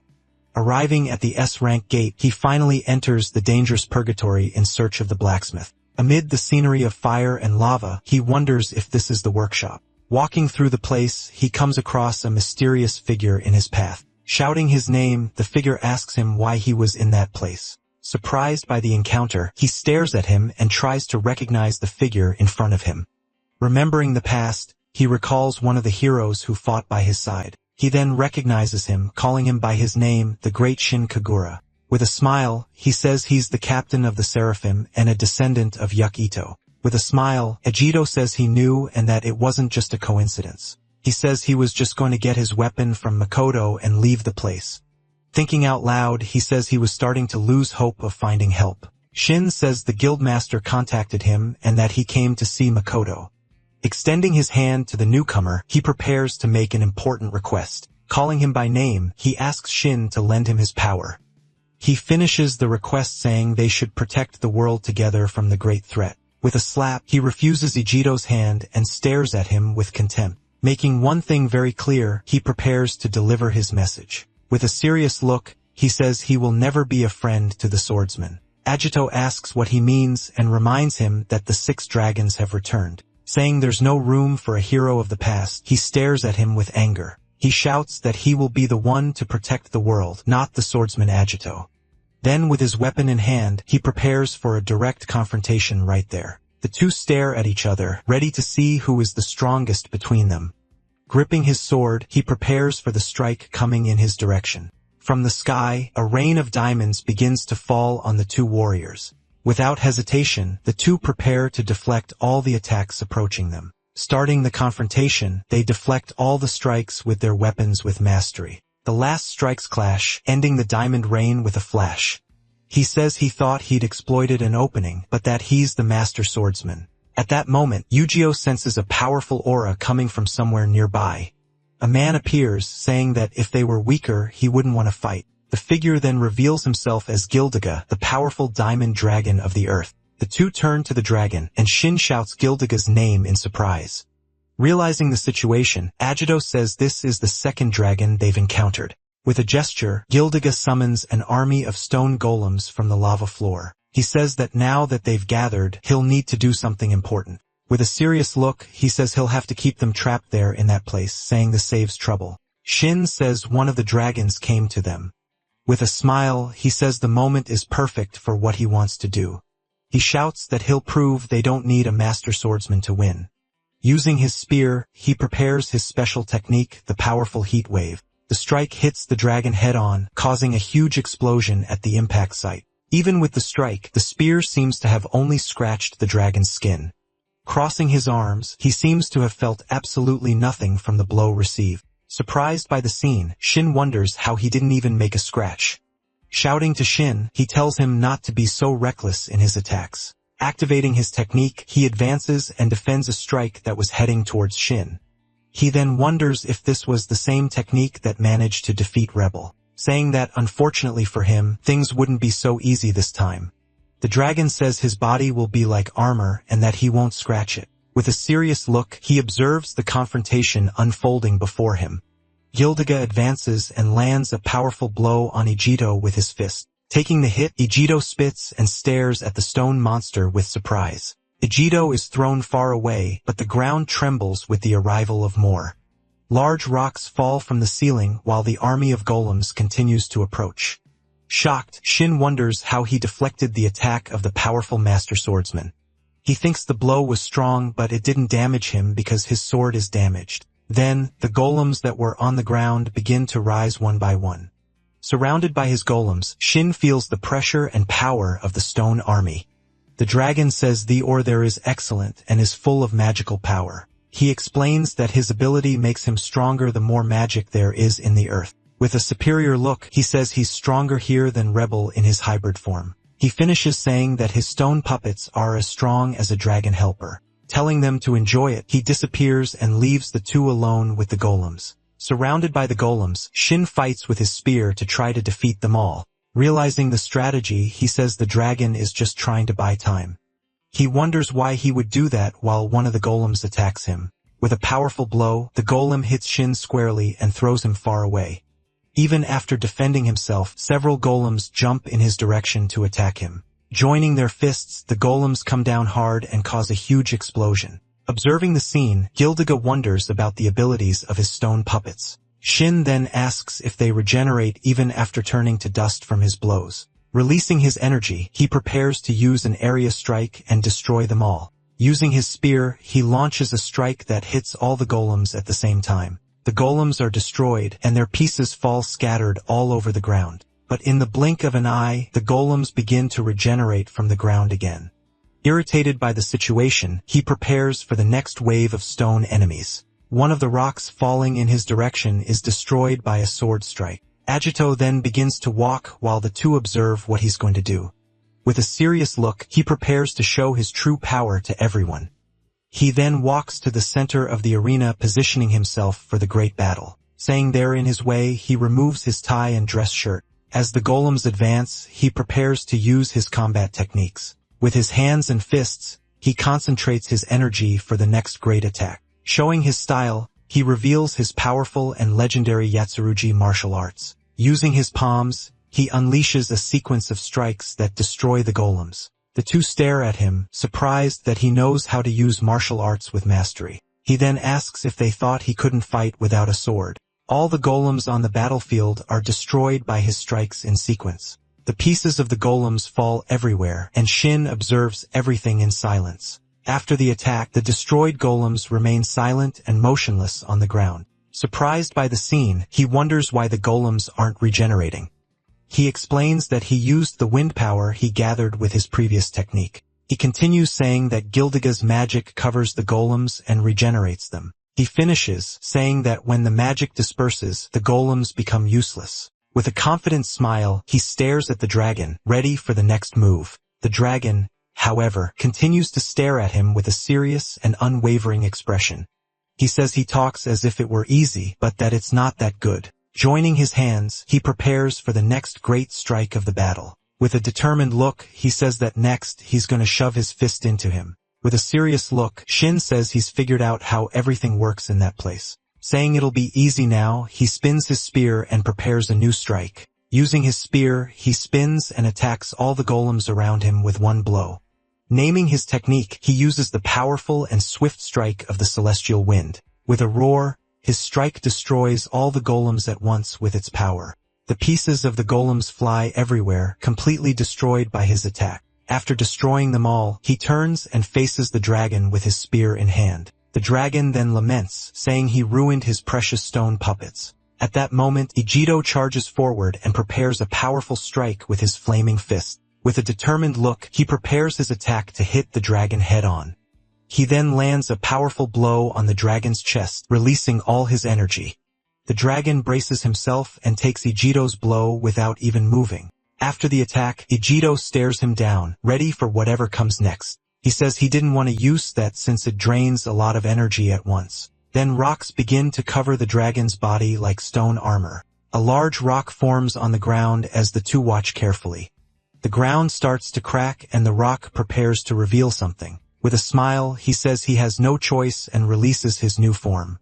The two prepare to fight against the powerful hybrid form of the dragon Gildiga. He then leaps toward Agito, ready for the first attack of the battle. With a quick movement, Agito prepares his fist to counter the dragon's strike.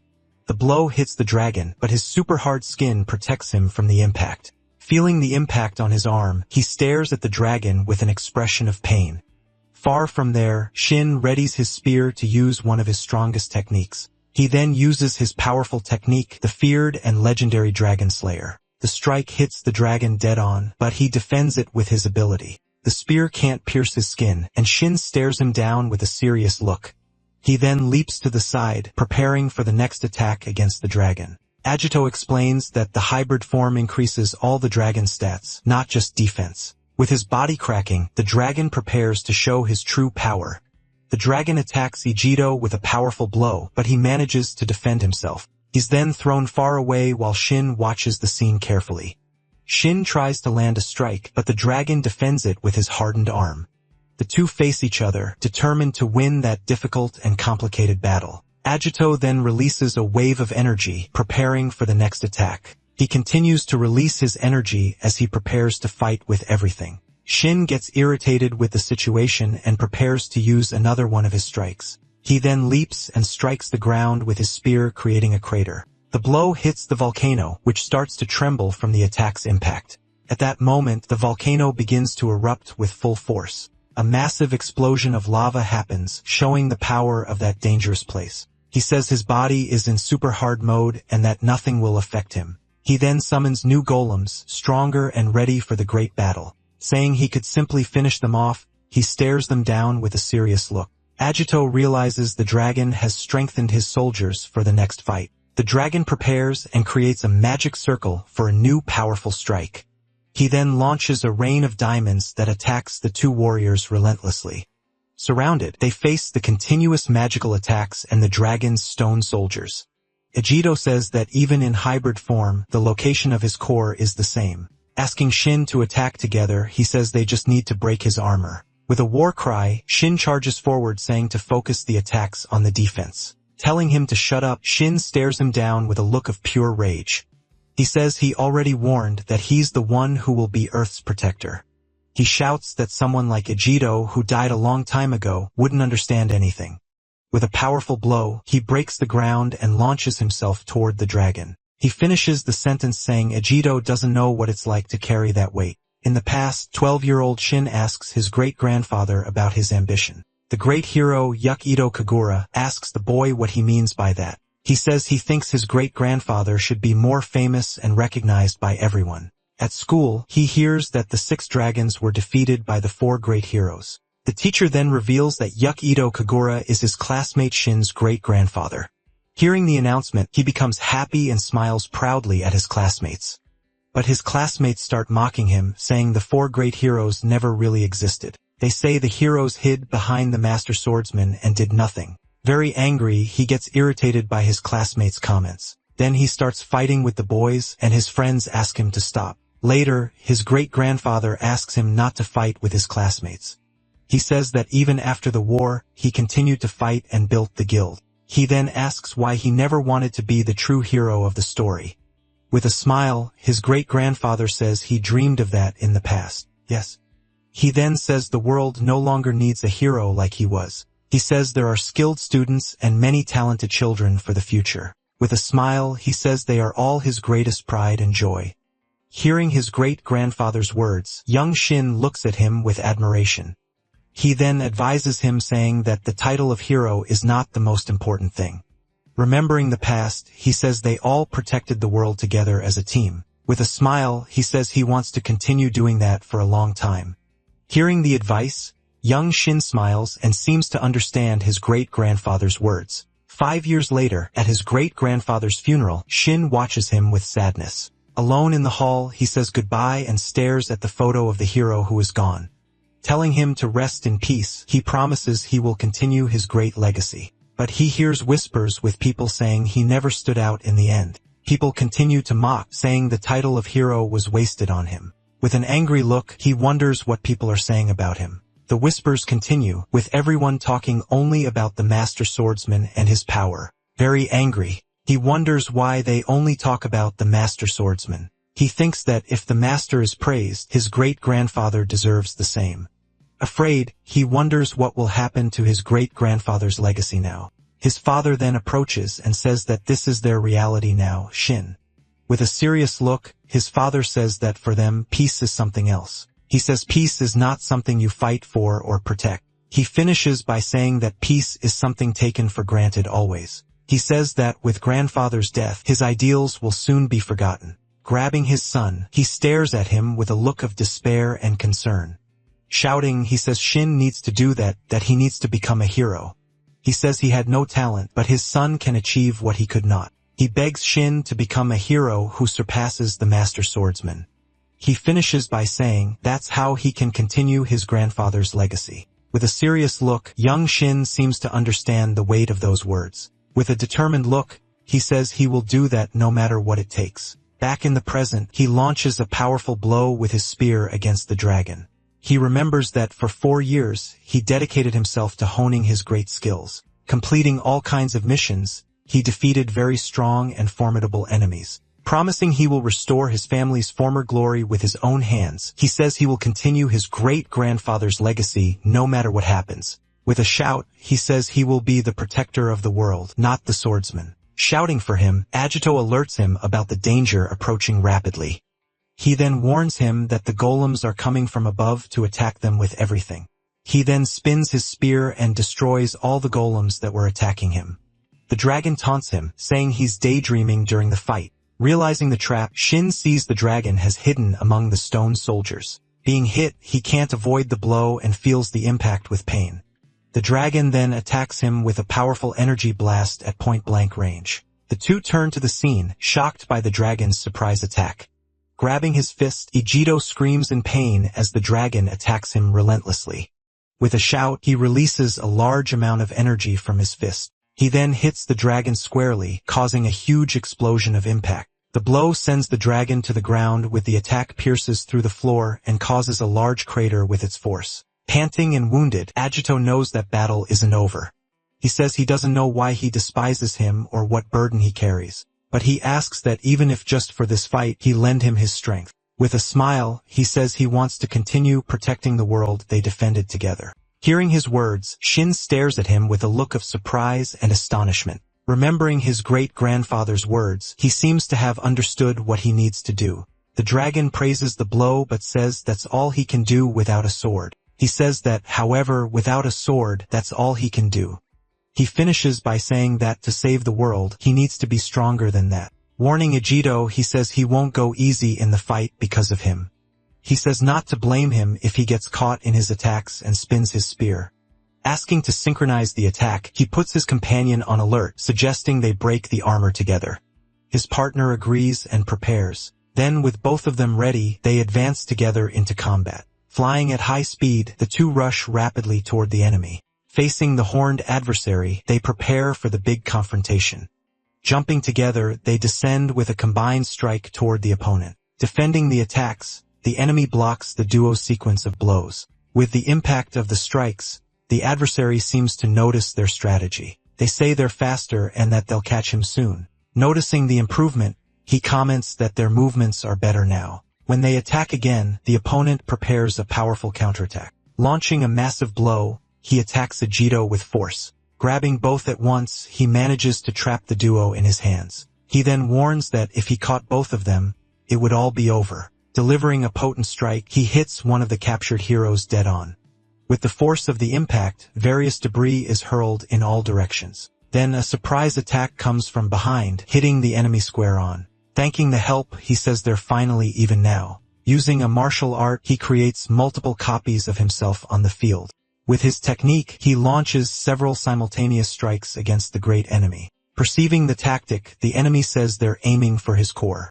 Then one of the clones lands a precise blow right on his weak point. High above, his partner prepares for a devastating aerial attack. Spinning his weapon, he descends with a powerful strike toward the opponent. Then the enemy understands he was preparing for the real attack, saying that, unfortunately for them, something unexpected happens with his body. Revealing new hands, he says he still has a few tricks up his sleeve. Shouting, Agito warns he has more free hands than the adversary himself. With swift strikes, the clones manage to break the arms that emerged. Without hesitation, the final blow hits the enemy's core with full force. With the attack connected, the warrior finishes the strike by driving the weapon into the opponent. With a furious look, the enemy prepares for one last desperate attack. Screaming, he releases a huge amount of power from his own body. Feeling the ground shake, the duo of heroes stays alert for danger.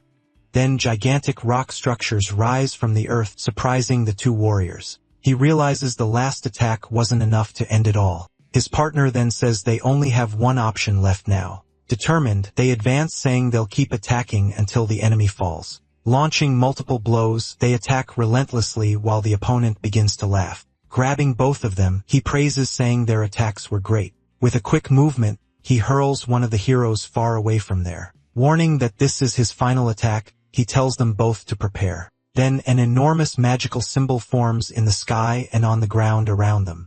From the ground then, several energy pillars surround the duo on all sides. Floating in the air, he warns that if the blow hits, he wins the fight. Floating in the air, he says, if they pierce through the attack and reach his core.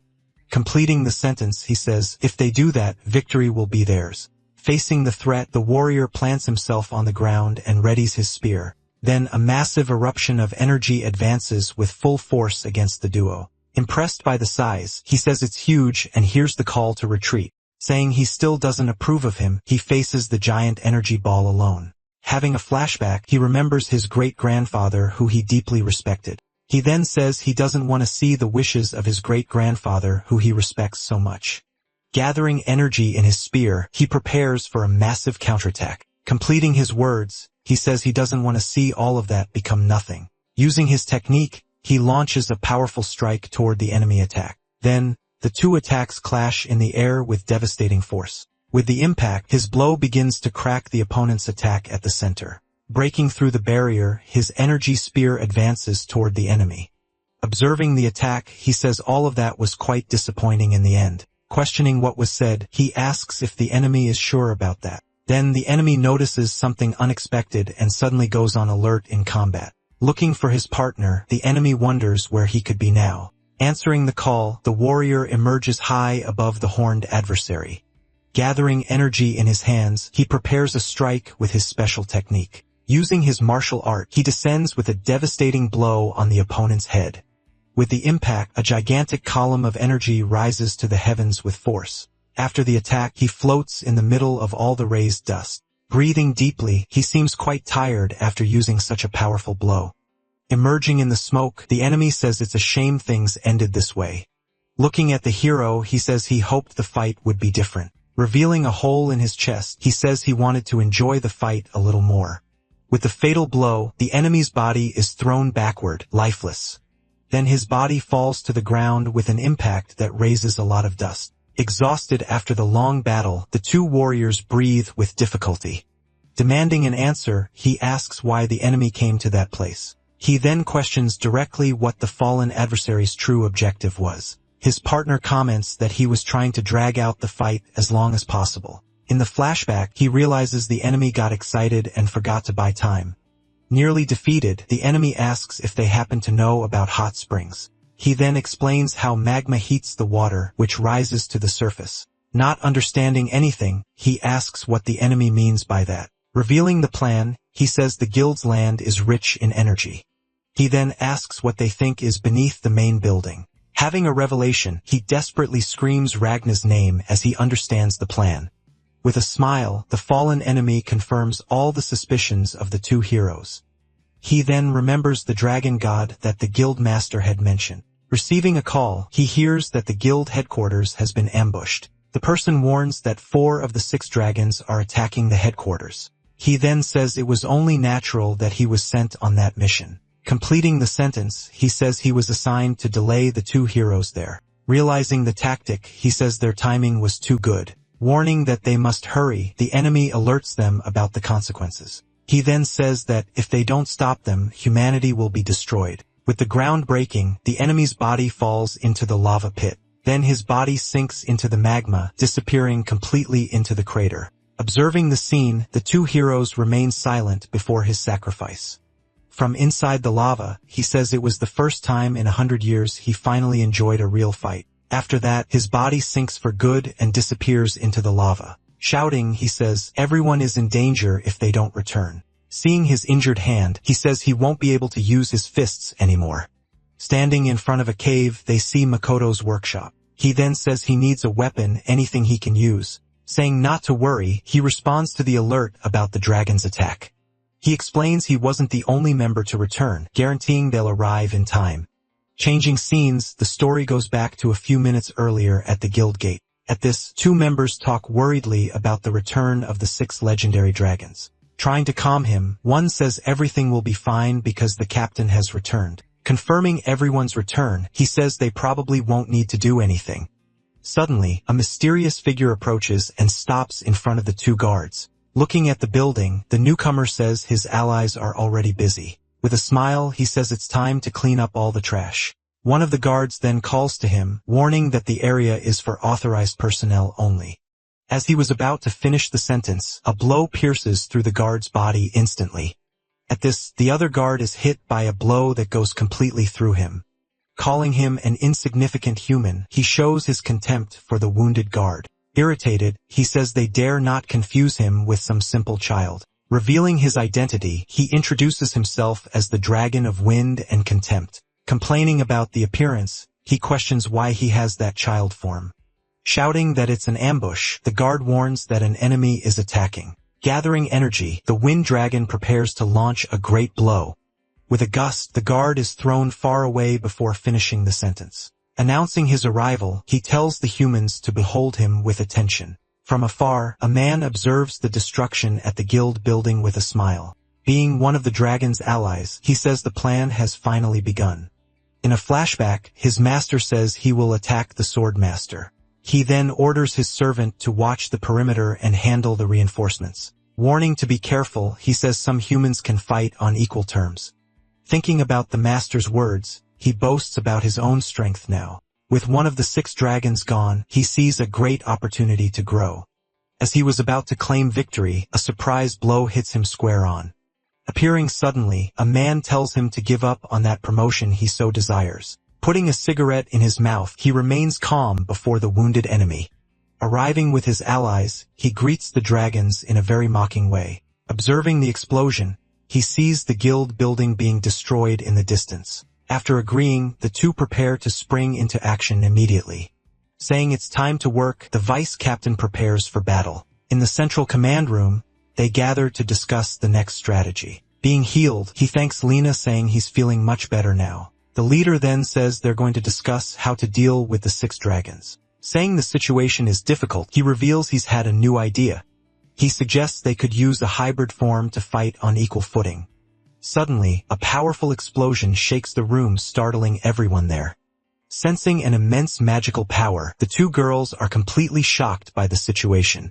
He realizes the power is stronger than the dragon they faced before. Shouting that another dragon has arrived, he alerts everyone to the imminent danger.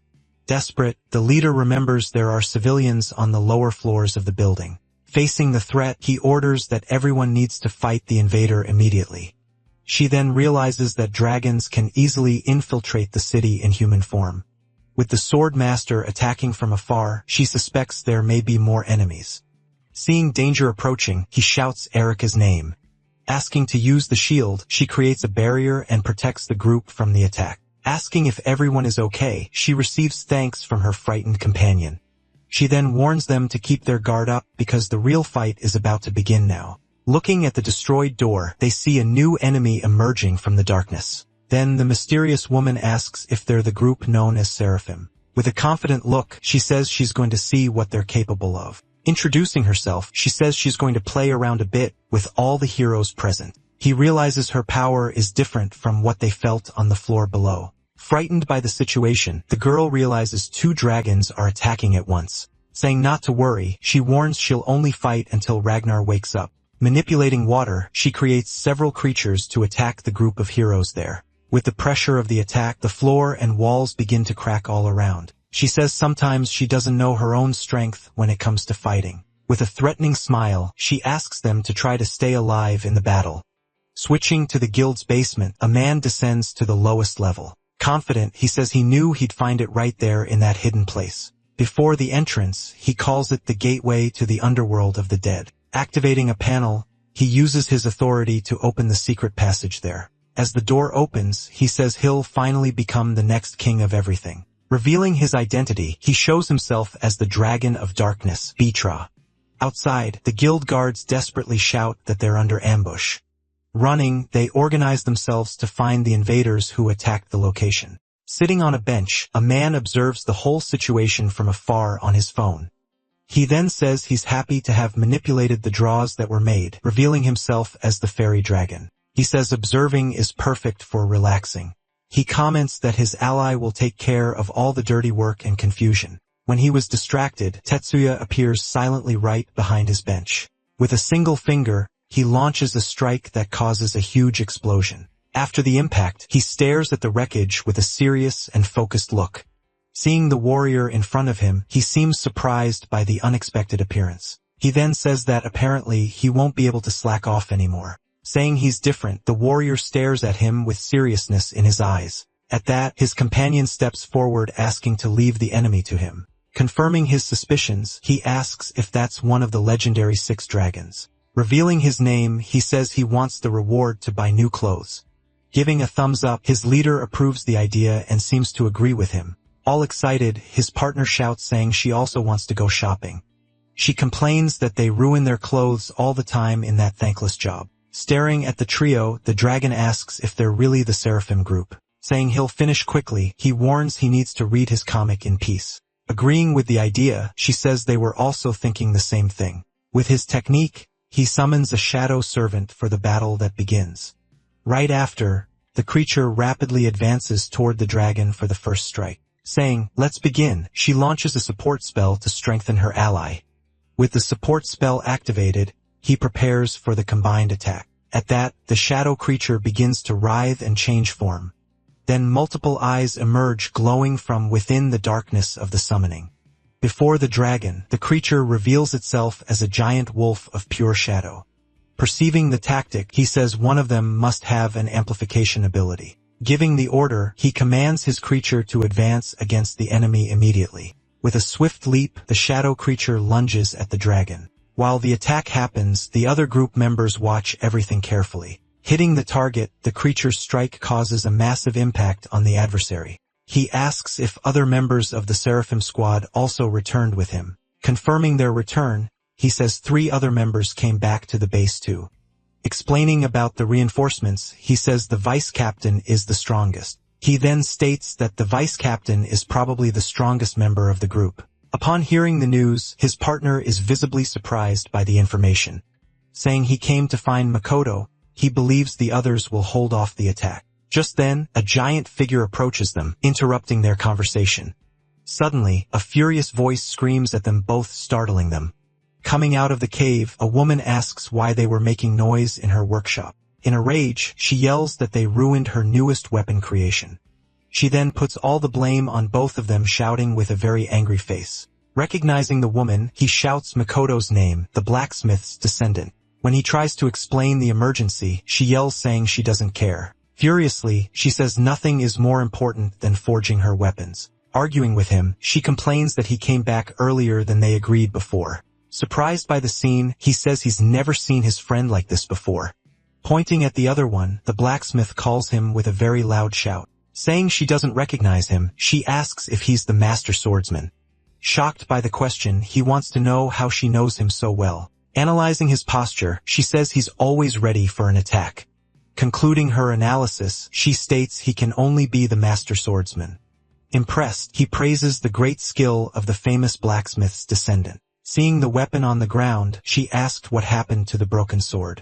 Answering the question, he says the sword broke in a previous fight. Starting to cry, she picks up the sword from the ground and calls it poor thing. Lamenting for the weapon, she says its condition is horrible and very sad. Kneeling on the ground, she promises she'll fix it and make it good as new. With tears in her eyes, the blacksmith Makoto continues lamenting the weapon's state. Changing scenes, it's shown that she inherited the talent of her legendary ancestor. Reading her description, he asks if the blacksmith is always like that. Running to the workshop, she asks them to wait and he decides to follow. Arriving at the workshop, the place is filled with weapons and battle equipment. Asking about the weapon he ordered, she says she finished the work some time ago. She then points to a spear, saying it's that one over in the corner. Presenting the weapon, she says the spear's name is Ultra Kagura Gungnir Mk2. The three then observe the new spear, which stands prominently in the middle of the room. Finding the name ridiculous, he says that's way too tacky for his taste. His partner comments the name is tacky even for him who came from the past. Praising the creation, he says the name is wonderful and questions their taste. Confused, he wonders if tacky names are in fashion now. Testing the new weapon, he spins the spear and prepares to attack a dummy. She warns that the dummy is made of the most resistant material that exists. With a single blow, he completely destroys the very expensive dummy. Saying it's not bad, he tells Makoto he'll take the spear. Saying she has a weapon, she asks if he expected her to come. Touching the wall, she says her great-grandfather always talked about him when he drank. In a flashback, she remembers him blaming himself for his friend's death. She thought if she had given him a better weapon, he wouldn't have died. With a serious look, he listens in silence to her family's story.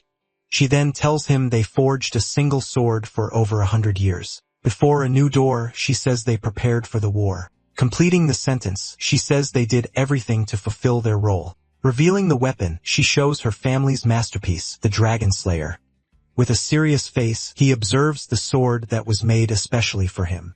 Holding the sword, she remembers the old master swordsman she met before.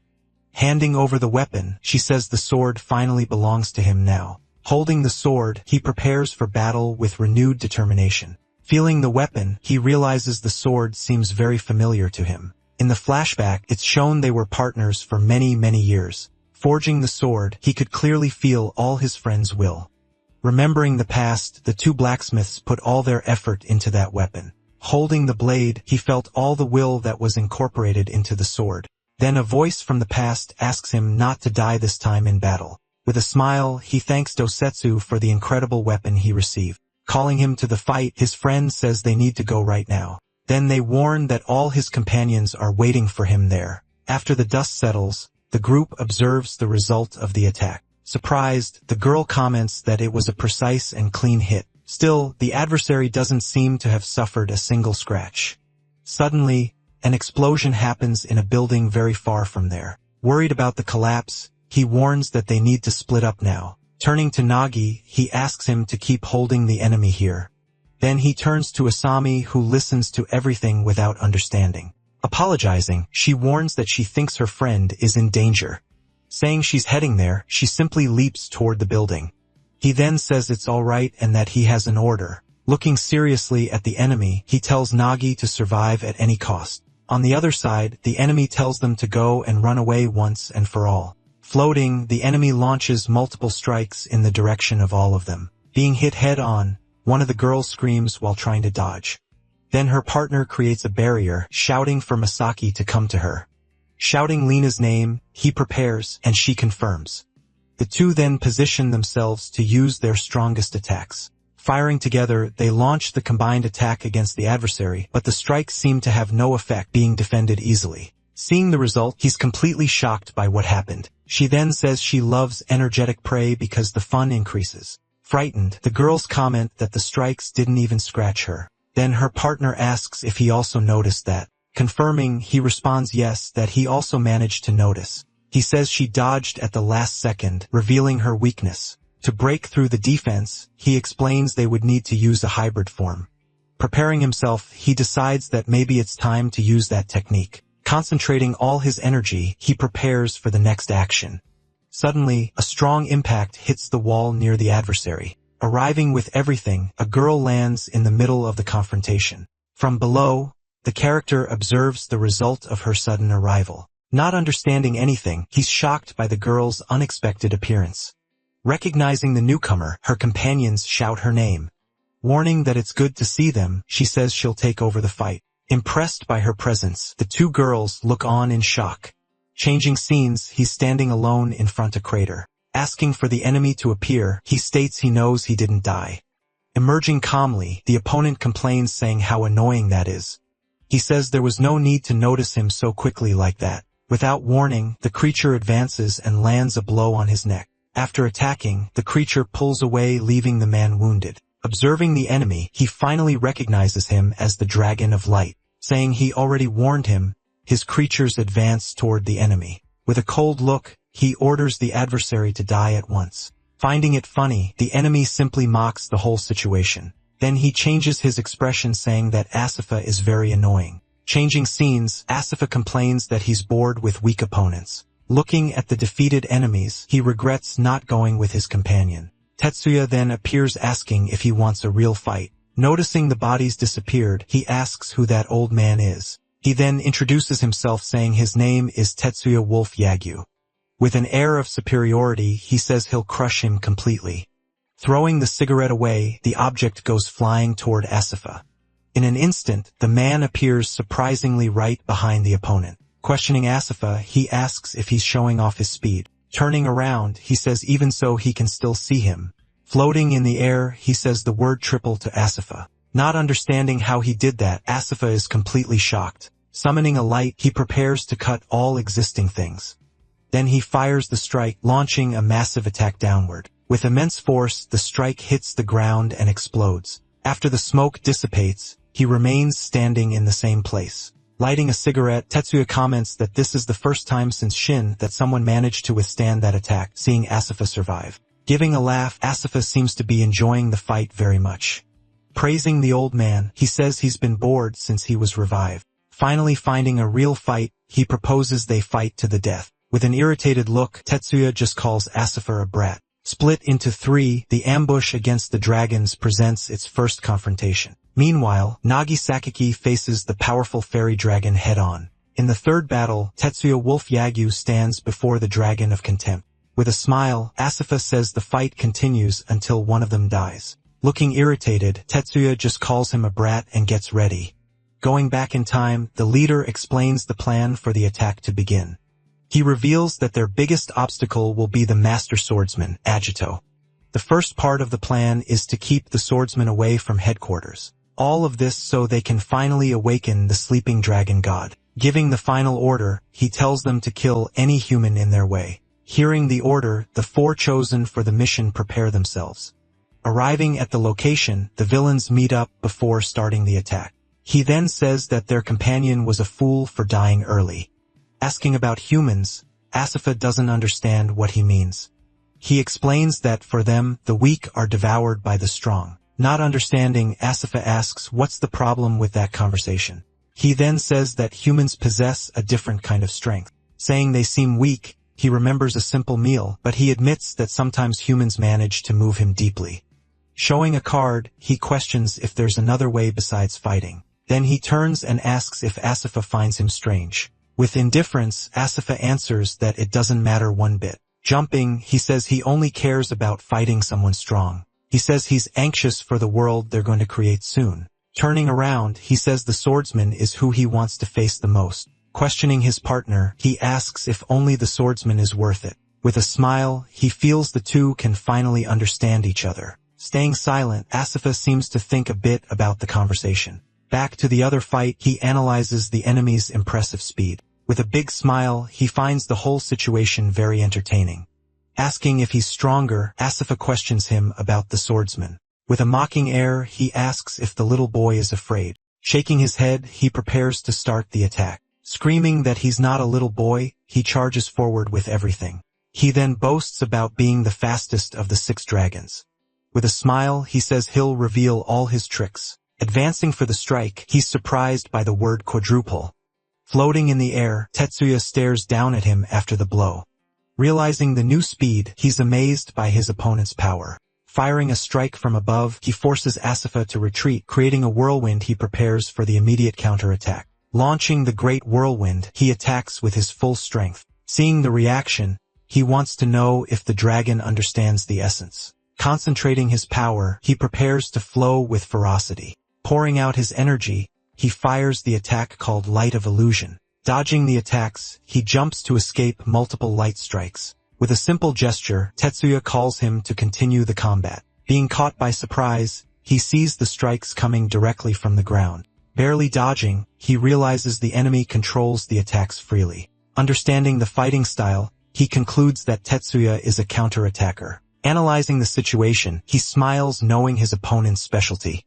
Now having more options, he prepares his own strike to counter. Launching a sextuple whirlwind, he attacks with immense power. With a confident smile, he says he's blocked all escape routes. Advancing, he shouts that this is the old man's end and will attack. Blowing smoke, he calmly tells Asura to simply stop. Suddenly, all the boy's movement freezes in mid-air. Now paralyzed, he's surrounded by several orbs of luminous energy. Seeing all of that, he understands the true nature of Tetsuya's power. Changing scenes, Tetsuya walks while the building explodes in the background. In silence, Tetsuya just observes the situation unfolding ahead. Floating in the air, Asura says he finally understood everything now. He then shouts that his opponent's ability is to manipulate time. Explaining the technique, he says Tetsuya accelerated and stopped time. Asking if he's right, Tetsuya just responds with who knows. Praising Asura, he questions if he's going to run away and go home. Shouting no, he points and says they must continue the fight. While preparing, he asks how long Tetsuya stops time. Continuing the question, he suggests that maybe it's just 3 seconds. Saying it doesn't matter, he releases his hybrid form promising to tear through time. Surrounded by intense energy, he faces Tetsuya ready to attack. Seeing the hybrid form, Tetsuya says he now has no other choice. Preparing himself, he says adults must stop brats like him. Being flexible, wind magic can be used for both attack and defense. However, its lower attack power led to his previous defeat. Facing each other, they prepare for the continuation of combat. Smiling, he raises his hand, initiating his newest devastating strike. Using the Great Catastrophe, he attacks with a gale of pure destruction. Caught by surprise, Tetsuya screams as he's hit by the windstorm. Impressed, he questions the massive power increase of the hybrid form. Seizing the chance, Asura charges at him with speed. Landing a direct hit, he throws his opponent backward with force. He prepares another strike aiming to hit Tetsuya's face, but Tetsuya counterattacks using his quadruple ability once more. Complaining about the situation, he notices that Asura's speed has also increased. Attacking with his light of illusion, he fires multiple energy blasts. Even being hit, 151-year-old Asura endures. It's then revealed that in human age, he would only be 14 years old. Being very young, he shouldn't compare to other ancient dragons. So the question remains how he became one of the 6 dragons. Showing his talent, the Dragon of Contempt has an aptitude for combat. If he were more mature, the fight from a century ago would be different. With a smile, the two face each other, ready to continue the battle. This ability would have given the swordsman, Ajito, much more trouble. Not understanding, he wonders how this can be happening in the fight. Screaming, he questions how Asura adapted so quickly to the strikes. Bringing his hands together, he prepares a new strike with a different energy. Flying over the city, he's surrounded by dozens of energy spheres. With a smile, he says the same type of attack used before will never work against him more than a single time in battle. Using the Scarlet Tempest, he launches all the strikes downward. Being surrounded, Tetsuya is caught in the middle of all the attacks. Converging at once, the strikes generate a massive and powerful explosion. Observing the smoke, Asura floats amid the city's destruction. Landing on the ground, he prepares to continue the confrontation against Tetsuya. Looking at the building, he says he wants to ask something important. He then questions if Tetsuya has another trick besides stopping time. With a smile, he says Asura is very funny and mocks him. He asks if Asura thinks he would reveal his secret so easily. Revealing his trump card, he says the name is Final Gale. In the middle of his own windstorm, he faces his floating opponent. He then asks again if the old man has any other tricks. With a serious look, he warns that the fight is about to end. Tetsuya responds that he's not the one who decides the end of the fight. He says he carries the will of all his fallen comrades. Shifting to a flashback, a city is being attacked a year ago. Running to help, they scream that Team C is in danger. Lamenting the situation, he gets angry that they've suffered more casualties. Screaming, he says Seraphim can't handle large-scale missions. Just listening, his companion stays silent with his head down. Asking for calm, the leader appears and talks about their quick response. He explains that thanks to that, they managed to save many innocent civilians. Saying casualties are inevitable, he tries to calm the agitated young man. His partner then says the dead also had families and friends. Caught by surprise, the leader listens to everything without having a response. Turning around, he asks them not to betray their comrades' trust. Then he asks why they think the team managed to endure. He tells them they wanted to prevent anyone else from entering the fight. Explaining the situation, he says everyone felt the same as them. According to him, the dead left them to continue the important mission. So he questions if they should really be blaming themselves now. In silence, the two young men process their leader's harsh words. Taking the lead, he asks the team leaders to report. Asking for a map of the area, he warns they need to reconsider the strategy. Saying they must look to the future, the swordsmen will now guide them. With a firm posture, the leader prepares to give the new orders. Back to the fight, he floats and prepares to speak with Asura. He then warns it will only take 3 moves to defeat him completely. First surprised by the statement, Asura then starts laughing loudly. Screaming for him to try, Asura releases his final gale with everything. Activating his vision of the future, Tetsuya prepares for the counterattack. Watching the attack, debris begins falling in his direction. It's then explained that humans can predict the future a little bit. With this prediction, the brain connects to the body before the action. Speeding up his thoughts, he manages to anticipate his rival's movements. Able to see the future, he predicts every strike that will come. Facing the windstorm, he analyzes the complex structure of the entire attack. Although it looks solid, the wind curtain actually has several openings. He then notices that the green parts are time detonators. Advancing through the middle of the attack, he manages to touch them without problems.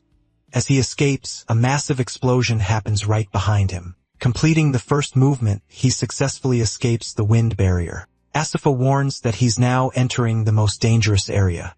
Suddenly, an energy blast hits him head-on by surprise. Then he finds himself completely surrounded by Asura's illusion blades. Extending his hand, he says the enemy can stop time.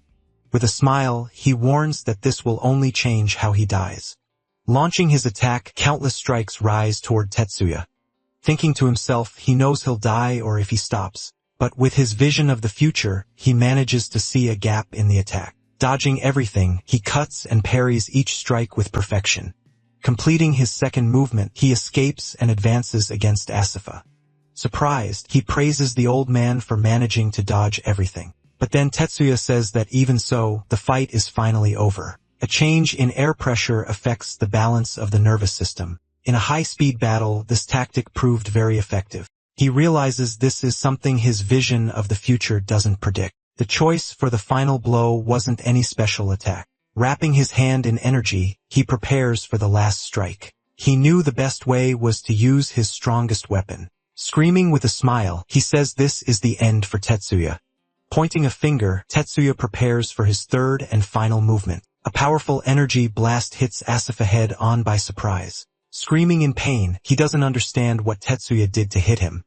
Walking with difficulty, he can barely stay on his feet after the fight. He then reveals that a strike beyond perception was his plan.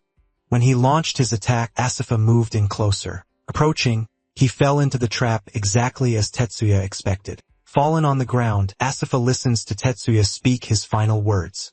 With his opponent defeated, he declares himself the great victor. Fallen and wounded, Asura can barely speak properly after the blow.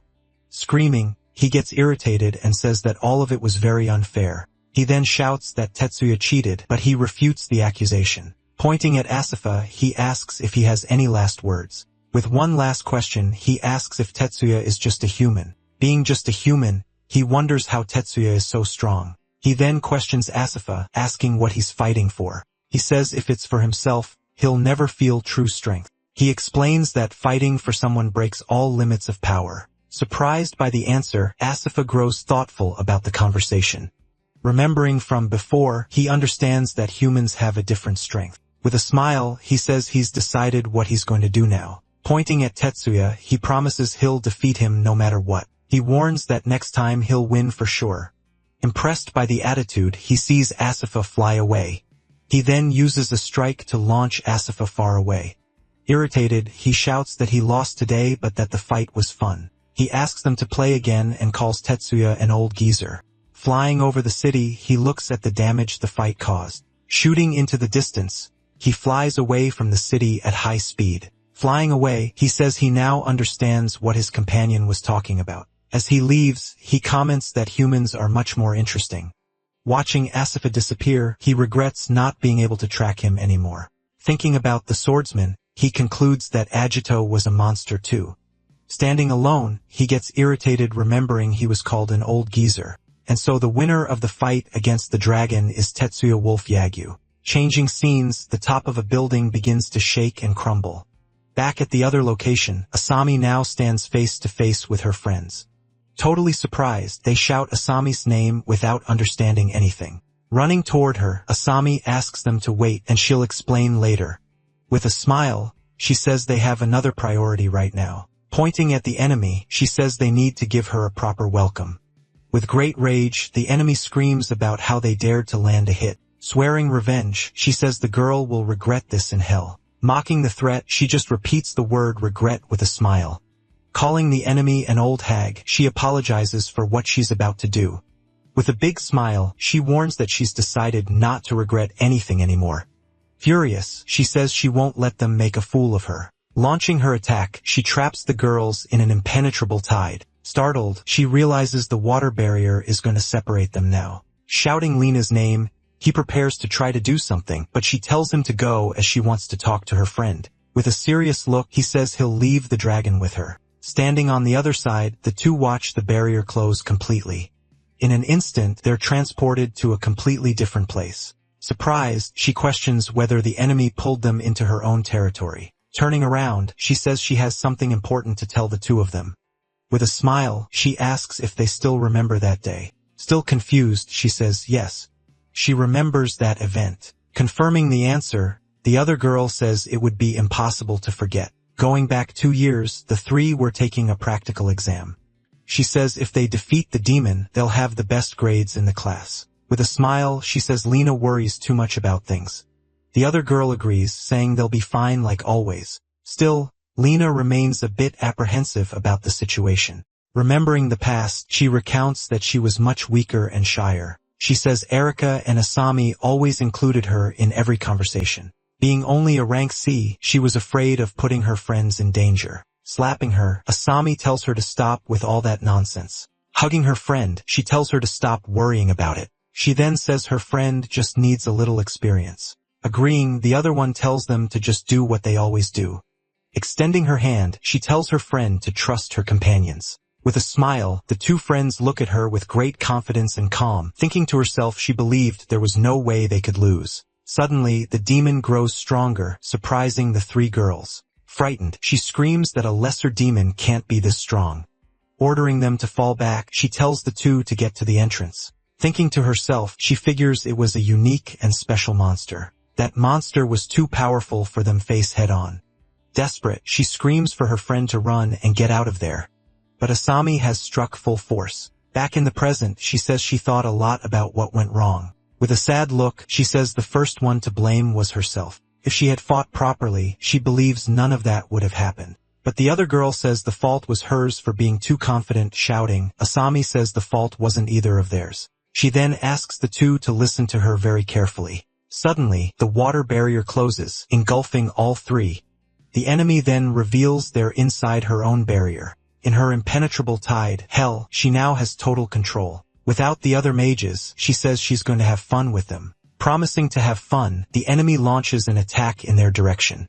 With a smile, Lena says giving water to an ice mage was a terrible move on her part and freezes all the water. Turning around, she says she's not the same weak little girl from before. Then she warns she can do this alone and will be really quick. Surprised by the attitude, Asami can't say a single word. Her other friend yells no because they don't know what to expect. Angrily, the enemy says they don't know their place. Emerging from the water, she says what Lena did was useless. She then screams that was nothing more than a bug bite. Yelling for them to be careful, Erika creates a sacred shield and protects them. She then realizes the barrier wasn't just to separate them. It's then revealed that the 6 dragons gained new hybrid powers. The power chosen by Nish was this large-scale barrier magic. Though not that strong, she can pull targets into her territory. Being the perfect ability, she can toy with her targets before killing. Screaming that she's on another level, she belittles the girl's power. Fighting against the vast ocean, the girl tries to protect her friends. With an evil smile, she says they can't win with weak powers. Her water strikes begin to emerge from all sides of the sanctuary. Protected by the barrier, they watch the attacks coming non-stop. Extending her hand, she strains to keep the sanctuary standing. Creating an energy dome, she protects them from all sides. With a smile, the enemy becomes irritated by those girls' audacity. Then she launches a series of powerful strikes against the sanctuary. With great effort, she manages to withstand the blows and maintain protection. Asking to come up with a strategy, she's interrupted by her friend. She then says she'll use her strongest spell to defeat the dragon. Grabbing her friend, she yells that none of them can win alone. Remembering the past, she says back then she was the first to fall. She says when she woke up, Asami was badly hurt after the fight. Crying, she screams she couldn't do anything while the two fought. Turning around, she says she needs to make up for being weak in the past. Determined, she says if she doesn't, she'll never be able to move forward. Surprised, she realizes her friend's words were for herself. With a sad look, Asami prepares to speak to the two friends. Asking them to listen, she says the fault for everything was hers. Turning to Lena, she says what happened was her fault. With a smile, she asks them to please blame her for the past. Faced with a strange energy, the two just watch the scene. Calling Masaki to leave, she asks if they're really going to abandon them. Explaining that the fight isn't theirs anymore, he says he already warned them. Shouting, she says that's not what she meant before.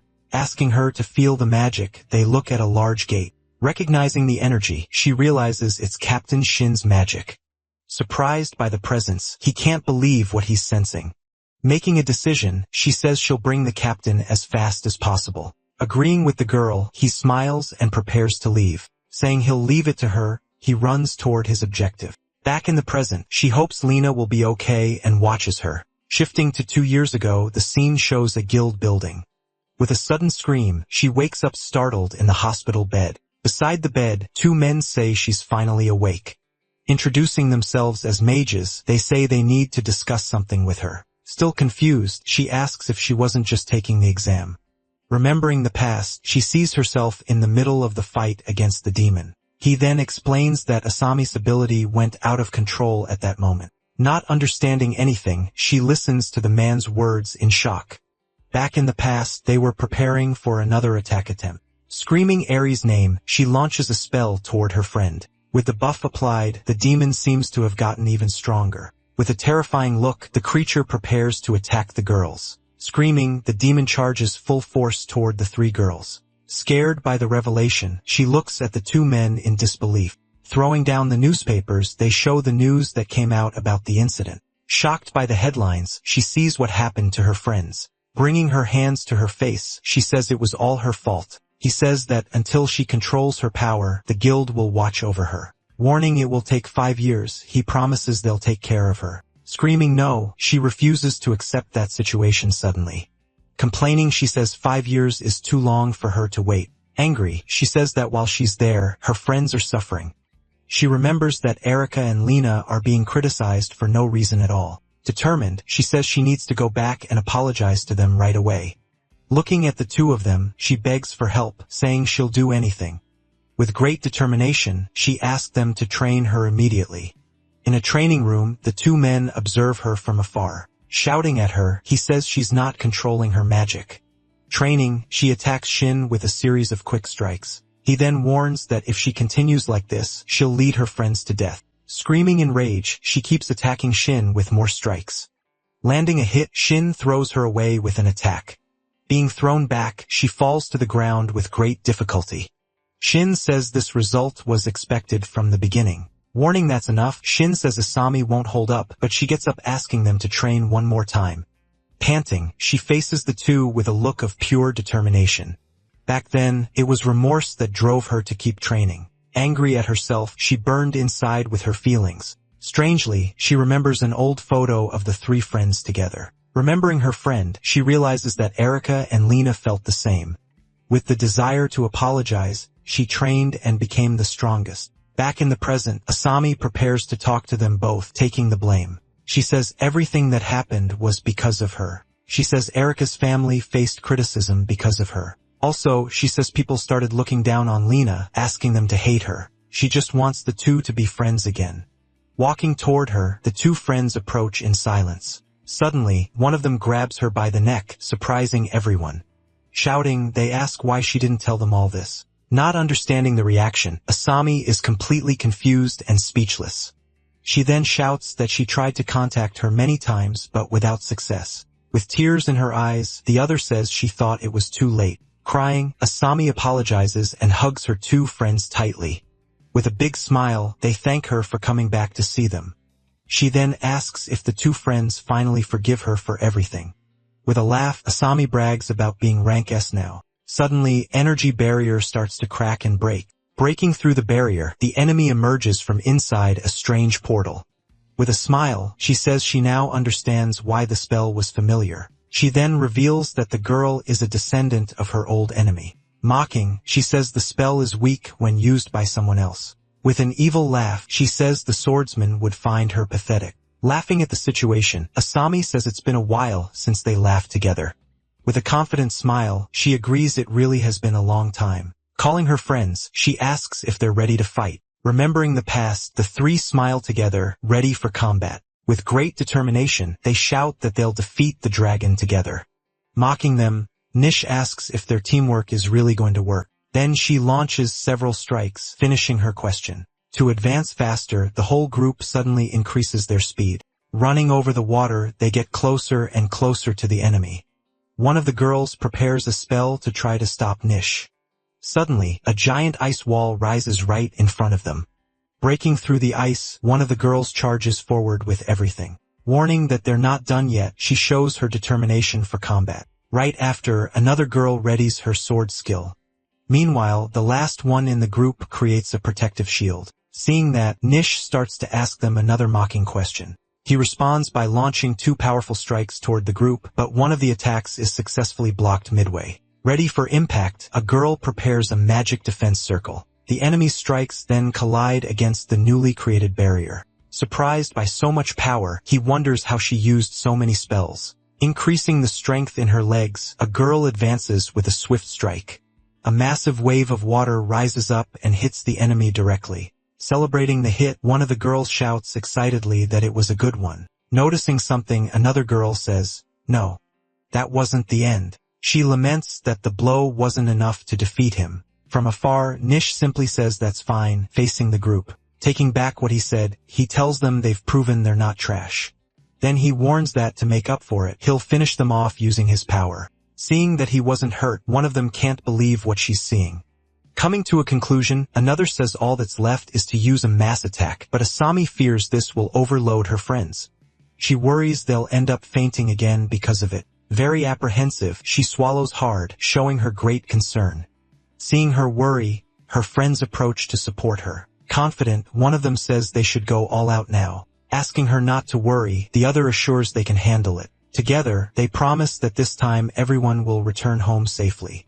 Nodding, the last girl in the group accepts their plan. Then the three advance, running toward the enemy who's preparing an attack. Shouting that it's useless, Nish ends up giving the idea of freezing everything. Determined, they decide to follow the plan and prepare a great combined spell. To initiate the attack, one of the girls begins conjuring her magic. Right after, a giant ice wave is launched by the trio.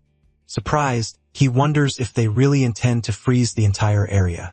But the power is so great that even they begin to freeze. Realizing the situation, he says their bodies will give out first. Even freezing bit by bit, they continue keeping focus on their objective. Shifting to a memory, a man calls the two for a conversation. He hands over a paper asking them to remember the notes if they fight alone. Attentive, the two girls receive the instruction that was passed to them. One of them reads the paper hoping to never need to use that important advice. Thanking him, the other girl says she'll definitely make good use of it. With a smile, he then says goodbye, asking them to take care of everything. Back in the present, he says she's gotten stronger over these years. Reading the note, she remembers the warning about her power not keeping up. The advice said for her to trust her friend if she needed to. Understanding the message, she finally realizes what needed to be done there. She shouts that now she understands what it means to trust her companions. Seeing the sea freezing, he wonders if they don't fear for their lives. Angrily, he says he'll turn them into fish food soon. At that moment, Nish launches a powerful strike against the group. One of the girls shouts for the other, who responds that everything's alright. Then, the sword girl prepares to use her special ability. Remembering the note, she recalls the permission to use that dangerous technique. That note said he believed in her to know the right time. Swearing to never lose anyone again, she asks if her friend doesn't agree. Inside the magic circle, Nish prepares to launch his strike. Giving an evil laugh, he shouts that he finally managed to hit them. Suddenly, his strike is blocked by a giant shield. Not understanding anything, he just wonders what just happened. Protected by the shield, they finally activate their combined sanctuary technique. At that, he recognizes the technique, saying it's stronger than before. Releasing her magic, the ice girl concentrates all her power. While freezing, he desperately shouts, asking them to stop this. Unwilling to accept it, he shouts that he can't lose to girls like them. Even freezing, they say the enemy was strong but not strong enough. Smiling, she adds that the difference is having someone to trust. And Asami advances using several quick enhancement abilities. With his last breath, Nish curses the humans who defeated him there. Finishing everything, a flaming strike hits the enemy with full force.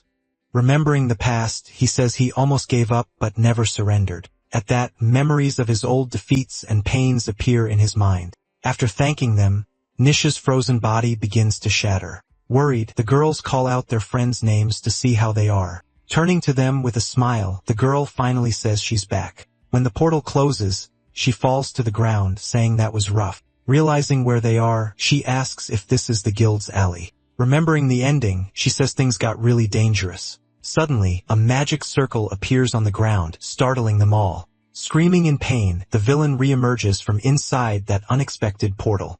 Frightened, one of the girls desperately screams that the enemy is still alive. Warning she won't last, she swears she'll take them all down with her. Without reacting, the two girls just watch the scene completely paralyzed. Desperate, the pink-haired girl warns that they're out of magic. Screaming for them to die, the enemy rushes forward to attack the one on the ground. Running to help, one of them screams the name of her friend in danger. Lamenting the situation, she complains that their reunion couldn't end like this. Seeing her friends running, she thinks she had just made peace with them. Closing her eyes, she braces herself to receive the incoming blow. Resigned to her fate, she turns to face the final attack. Screaming desperately, the girl runs without knowing what to do in that situation. Remembering the tragedy, she recalls the last request for her to flee from there.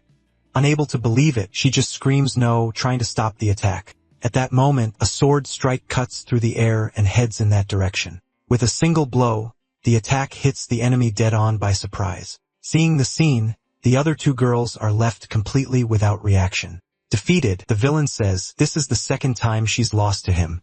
She adds, saying his name is Agito, the master of the sword. With sword in hand, he orders the enemy to stay away from his companions. Then the villain's body begins to turn to dust and disappears completely.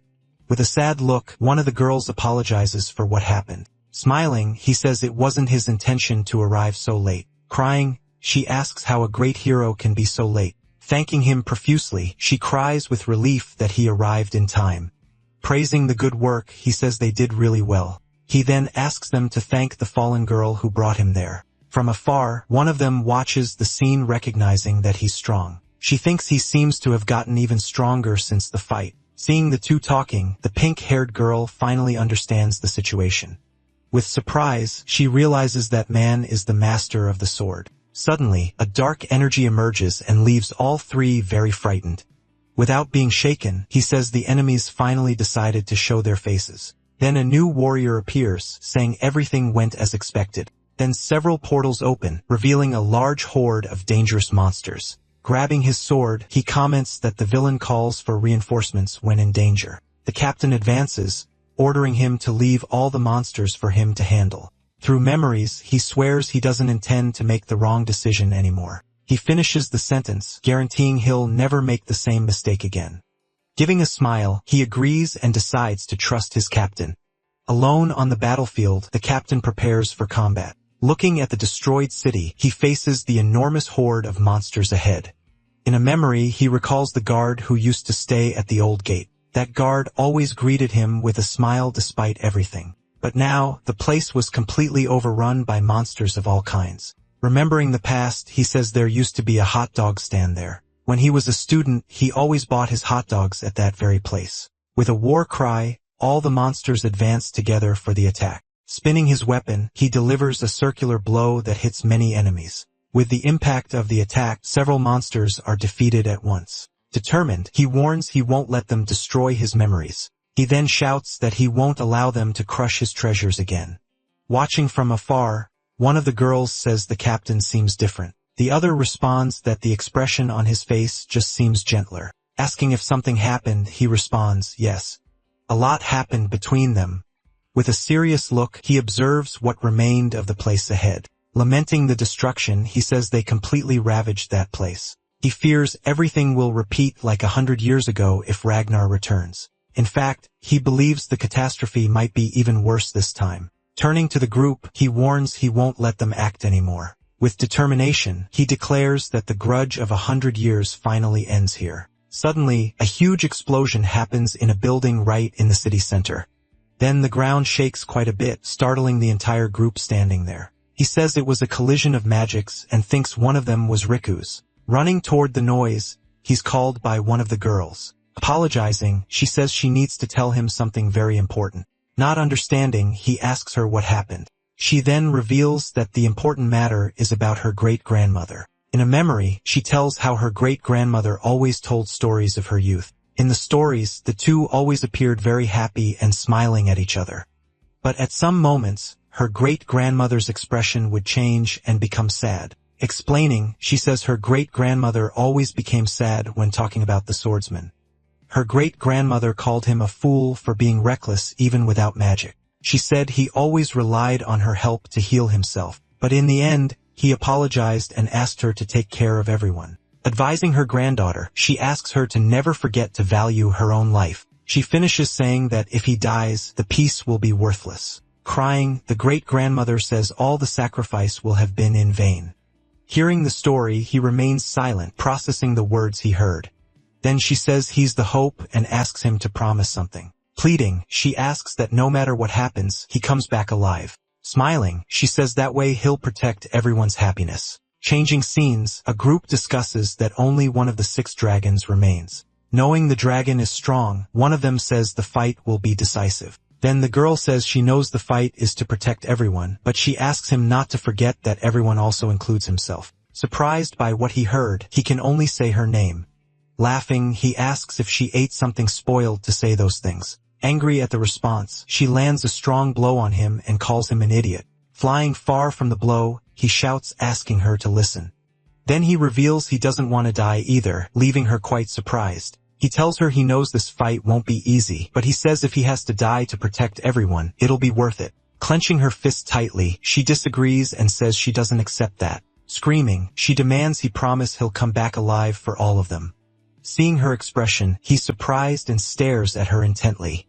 Giving a slight smile, he finally promises he'll come back alive. He guarantees that this time he'll definitely succeed. To seal the promise, the two fist bump right there. From afar, the camera shows the scene of destruction where they are. Right in the middle of the city, a gigantic explosion suddenly happens. From a safe place, a man films the battle with his phone. With a smile on his face, he follows every detail of the confrontation. Arriving to help, a warrior prepares a magic attack circle. Another warrior is surprised, saying the opponent is stronger than he thought. Then 2 powerful strikes are launched toward the great enemy. Asking if they really don't understand, he continues speaking to the phone. Meanwhile, a shadowy creature emerges, attacking with several strikes from below. From below, the two just watch the enormous explosion happening. Irritated, he shouts he can't see that again. Then his partner says they need to figure out how his invisible strike works. With a smile, he states that only Ajito can challenge him. Back at the field, one of them warns that now is the time. Pointing his finger, he says he's going to put an end to this now. As they face each other, he hopes that when they're reborn, things will be different. He continues saying he hopes they get a little closer. Finishing the sentence, he says he hopes they reach his level. After speaking, Arios unleashes his strike against everyone who was there. Even after the strike, the two remain standing on the battlefield. At that moment, he realizes the situation got really bad. To retaliate, he uses his swordsmanship, launching a powerful thunderstrike. Seeing the result of the strike, the 3 opponents seem quite surprised. Suddenly, Ajito appears questioning what they said about his level. With a smile, Oreo says that Ajito, the master swordsman, has finally arrived. Shocked, Nagi tries to say who that man is who just arrived and that he's the legendary master swordsman. Interrupting, he says there's just one thing he'd like to correct. Remembering the past, he says that 100 years ago, he warned them about humans. Back then, he stated that a human could never defeat a dragon. Laughing a lot, he says he takes back everything he said before. Then he explains that he researched human culture and found it all very entertaining. Showing his cell phone, he mentions comics, anime, and social media.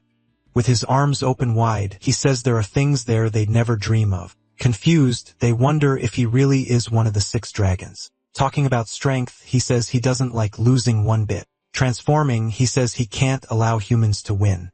Completing the transformation, he shouts that he'll never allow that. Surprised, they realize the wings are the source of his strikes. Observing the scene, he says, this is Erio's hybrid form. The moment has finally come as he endured everything to fight at full power. Saying he volunteered as a watchman, he crushes the cell phone to preserve his strength. Then he says now is the time to get his revenge. Seeking to avenge his defeat, he advances using his powerful Desperado strike.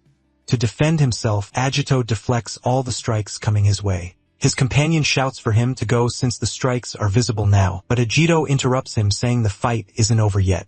He explains that the invisibility power was traded for stronger strikes. Looking at Agito, he says he knows he needs to use everything to win.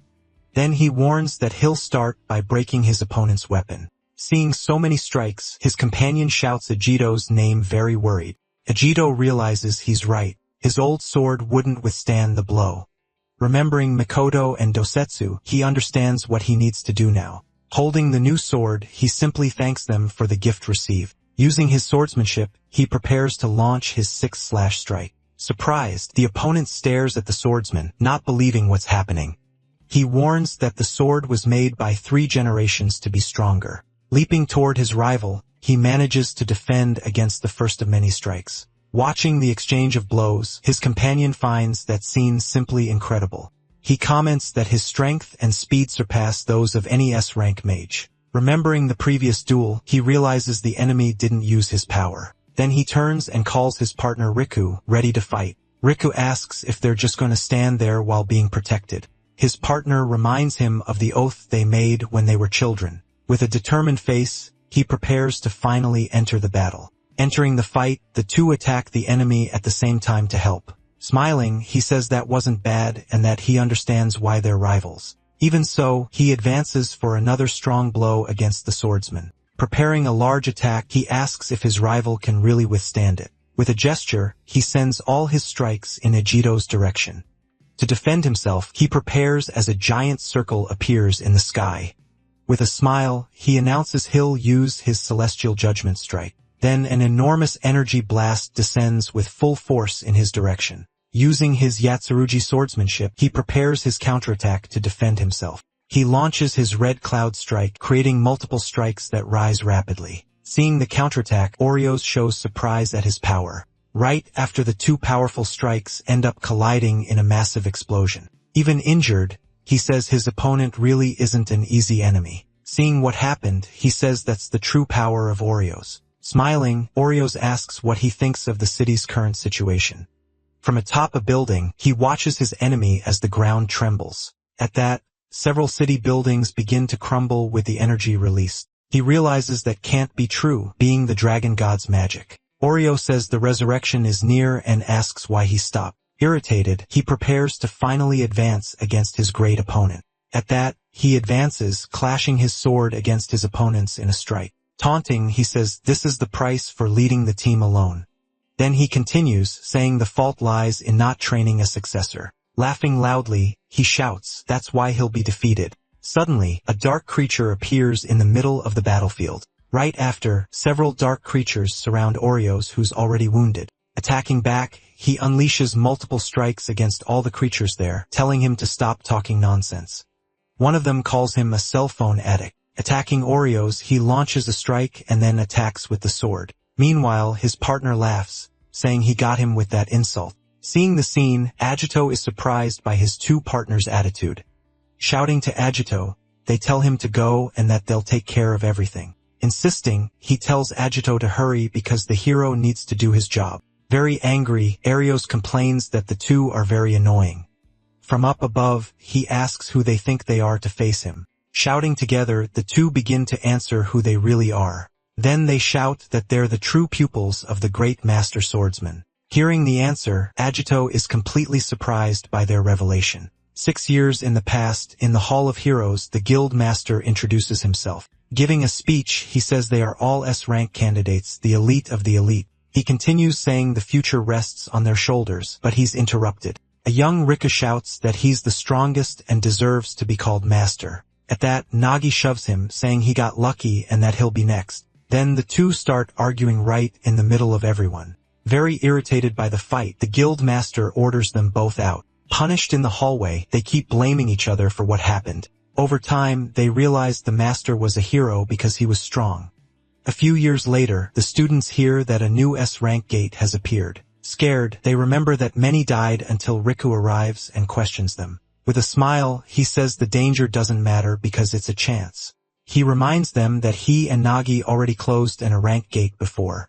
In the room, a student asks Nagi what he means by quitting. He answers that he doesn't care about rank anymore and that he's going back. Questioning why he would go back, he remembers the training to become like the master. Irritated, he shoves him and yells that he doesn't know anything because he has talent. Remembering the battle, he yells that he's tired of all that and is going to die. He says if he wants fame so badly, he can go his own way alone. At that, the two are completely shocked by their teammates' attitude. Back in the present, he asks Riku if that still bothers him. With his hand on his face, he says it wasn't just about getting stronger. He remembers that when humanity was cornered, the sword master appeared to save them. Then he asks what Nagi thinks everyone thought at that moment. He answers that everyone thought the master would solve the crisis somehow. Agreeing, Riku says that's why he had so many companions at his side. He remembers the 4 great heroes, the blacksmith, and the countless soldiers who fought. But he questions why, unlike the master, no one ever follows their example. So he understands that to become the master, it's not just about strength. Nagi realizes that all this time, they only thought about getting strong like him. He says what they always admired since childhood was something greater. Then he adds, saying it was the life of the great sword master. He explains it was his way of protecting everyone around him. Suddenly, Riku stands up and shouts loudly in the middle of the room. Determined, he says he won't try to become the great master anymore. Shouting, he says instead he'll be the sword master's disciple. Turning to Nagi, he says they should follow his way of life. He says it's not too late and they'll have more chances to fight now. He explains he'll follow his master, saving as many people as he can. Nagi calls it a good idea, but Riku denies being a fool. With a smile, Nagi thanks Riku for the new perspective on life. Punching his shoulder, he says he won't leave him alone in this. Then he says he'll also be a disciple of the great sword master. From that day forward, they changed, understanding what they truly needed to do. Carrying their hero's will, they came to have a single objective. Back in the present, they shout that they are the sword master's disciples. Surprised, Ijito stares at them, while Ario seems unable to believe what he hears. Then he says he never had disciples, not even in his past life. Confused by the response, Ario says they seem worse than him. Riku asks Ijito to leave, telling him to leave Arios to them. Still not knowing what to do, he starts to say he can't go. Nagi says it's different now because he doesn't need to fight alone anymore.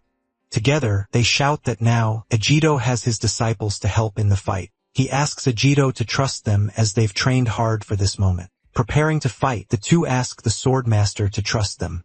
Seeing their determination, Agito finally seems to make an important decision. Interrupting the moment, Oreo says he's very sorry to have to interfere. He shouts that he doesn't care what they call themselves now. Ordering them out, he launches a powerful strike against the 3 opponents. At that, Agito prepares to fight and says he has only one condition. Using his swordsmanship, he unleashes the prismatic constellation against the opponent's strike. With the collision, a massive explosion occurs, destroying part of a nearby building. Turning back, he shouts for his 2 disciples not to die in battle. He explains this is the first task he's giving them as master. Finishing his thought, he says they must survive at any cost. With a shout, the 2 respond at the same time that they understood the order. After giving the order, he leaps away, leaving the fight to them. Down below, one of them tells the other not to get too excited about it. In the sky, Oreos warns that they're only beginning the great battle. He says he waited for many years to be able to fight the swordsman, but he complains that the two showed up and ruined the fight he wanted. Seeing the scene, the two stare at Oreos, who starts laughing at the situation. Suddenly, he gets very angry at what they did down there. Shouting that it's unforgivable, he launches a huge strike against the two disciples. At that moment, the two are hit head-on by several energy blasts. While being hit, he shouts, asking for just 1 minute of time for his partner. Surprised, his partner asks if he's really going to do that right now. Confirming the plan, he warns that this time, he'll finish the fight for good. Then he reveals his special move, his powerful Thunder God form. Hit by the strikes, he says he already knows what his partner's technique is. Realizing the plan, he decides he'll also go all out against the enemy. Charging forward, he advances alone against the massive number of attacks coming his way. Oreos faces them, saying they don't even come close to the master's power. Determined to attack, he warns that he'll take down one of the two opponents first. Questioning Oreo's words, a dark energy begins to emerge around him. He shouts that's exactly why they're trying so hard. Activating his Dark Knight mode, he prepares to counter the strikes. His special ability is that of a mage who uses the power of darkness. Being one of his trump cards, Dark Knight mode is risky. He trades physical exhaustion and loss of control for an ideal fighting style. On the other side, Riku declares himself as the true disciple of the Master Swordsman. Nagi also says he won't disappoint his master, preparing his next strike. Using the six-cut strike, he advances against the enemy's attack. With his face transformed, he shouts that he won't fail no matter what. Being hit, Oreos realizes what's happening right now. He recognizes that was the Master Swordsman's six-cut strike. In disbelief, he asks if he managed to imitate the technique alone without any help. Leaping toward Oreos, he prepares to use his final strike on him. Shouting that he's the master's disciple, he launches a powerful strike against Oreos. Taking the hit full force, Oreos falls to the ground, surprised by the attack. Very tired, he says maintaining the knight form is already quite difficult. He complains that imitating the master's technique is too heavy for his body. Even knowing the risks, he says he was ready to use his techniques. He says nothing will stop him from getting closer and closer to the master. Imitating the Yatsurugi swordsmanship, he prepares to attack with everything he's got. Shouting, he launches his red cloud with black flames strike against Oreos. Seeing the scene, Oreos is completely surprised by what's happening. Completely breathless, he stands still in the middle of the destroyed battlefield. At that moment, his arm begins to crumble because of the power used. Observing the result of the strike, he faces the smoke rising across the field. Surprised, Oreo says he had no idea what was happening. Even all wounded, he says he needs to reassess his evaluation of his opponent. On his knees, he hears Oreo say that he's worthy of being a disciple, but he warns that the disciple is still far from reaching his master. Saying it's all over, he warns that he bought the time his partner needed. Not understanding, he hears his partner shout that he got him 1 minute. At that moment, a massive energy explodes, preparing the next phase of the fight. Shocked, Oreos faces the new power that just emerged before him. Confirming what happened, he says his partner is a true disciple. To counterattack, he uses his strengthening technique to change form. Completing the transformation, he finally activates Thunder God form. Remembering the past, he realized the master's technique was the final dawn. This is a difficult technique he learned to imitate with his power. His version of the strike is called Thunder God form, his supreme technique. In disbelief, he questions where all that power suddenly came from. Explaining about his form, he says it's not very efficient. Therefore, he warns he'll end everything in just 10 seconds. At that, Oreos remembers when he faced a dragon in the past. With great anger, he shouts that human beings are very irritating. Launching his strike, he attacks with Celestial Judgment once more. Dodging the strike, he prepares to counter the enemy's attack. Then he counterattacks, launching a powerful energy strike upward. In the collision, the two strikes end up causing a massive explosion at the site. His partner calls him from behind, leaving Oreos completely surprised. Now with Oreos surrounded, Riku prepares for the attack. In a double attack, they land several strikes on Oreos at the same time. While fighting, he says he didn't tell his master Ajito one thing. He remembers he was happy to learn he was the master swordsman, but he admits they're still too inexperienced to call themselves disciples. Being hit, he shouts he'll use this fight to prove his worth. Gathering all his energy, he prepares to finally introduce himself. Launching his strike, he shouts that he's Riku Odo, disciple of the master swordsman. With a determined face, he faces his opponent after launching the strike.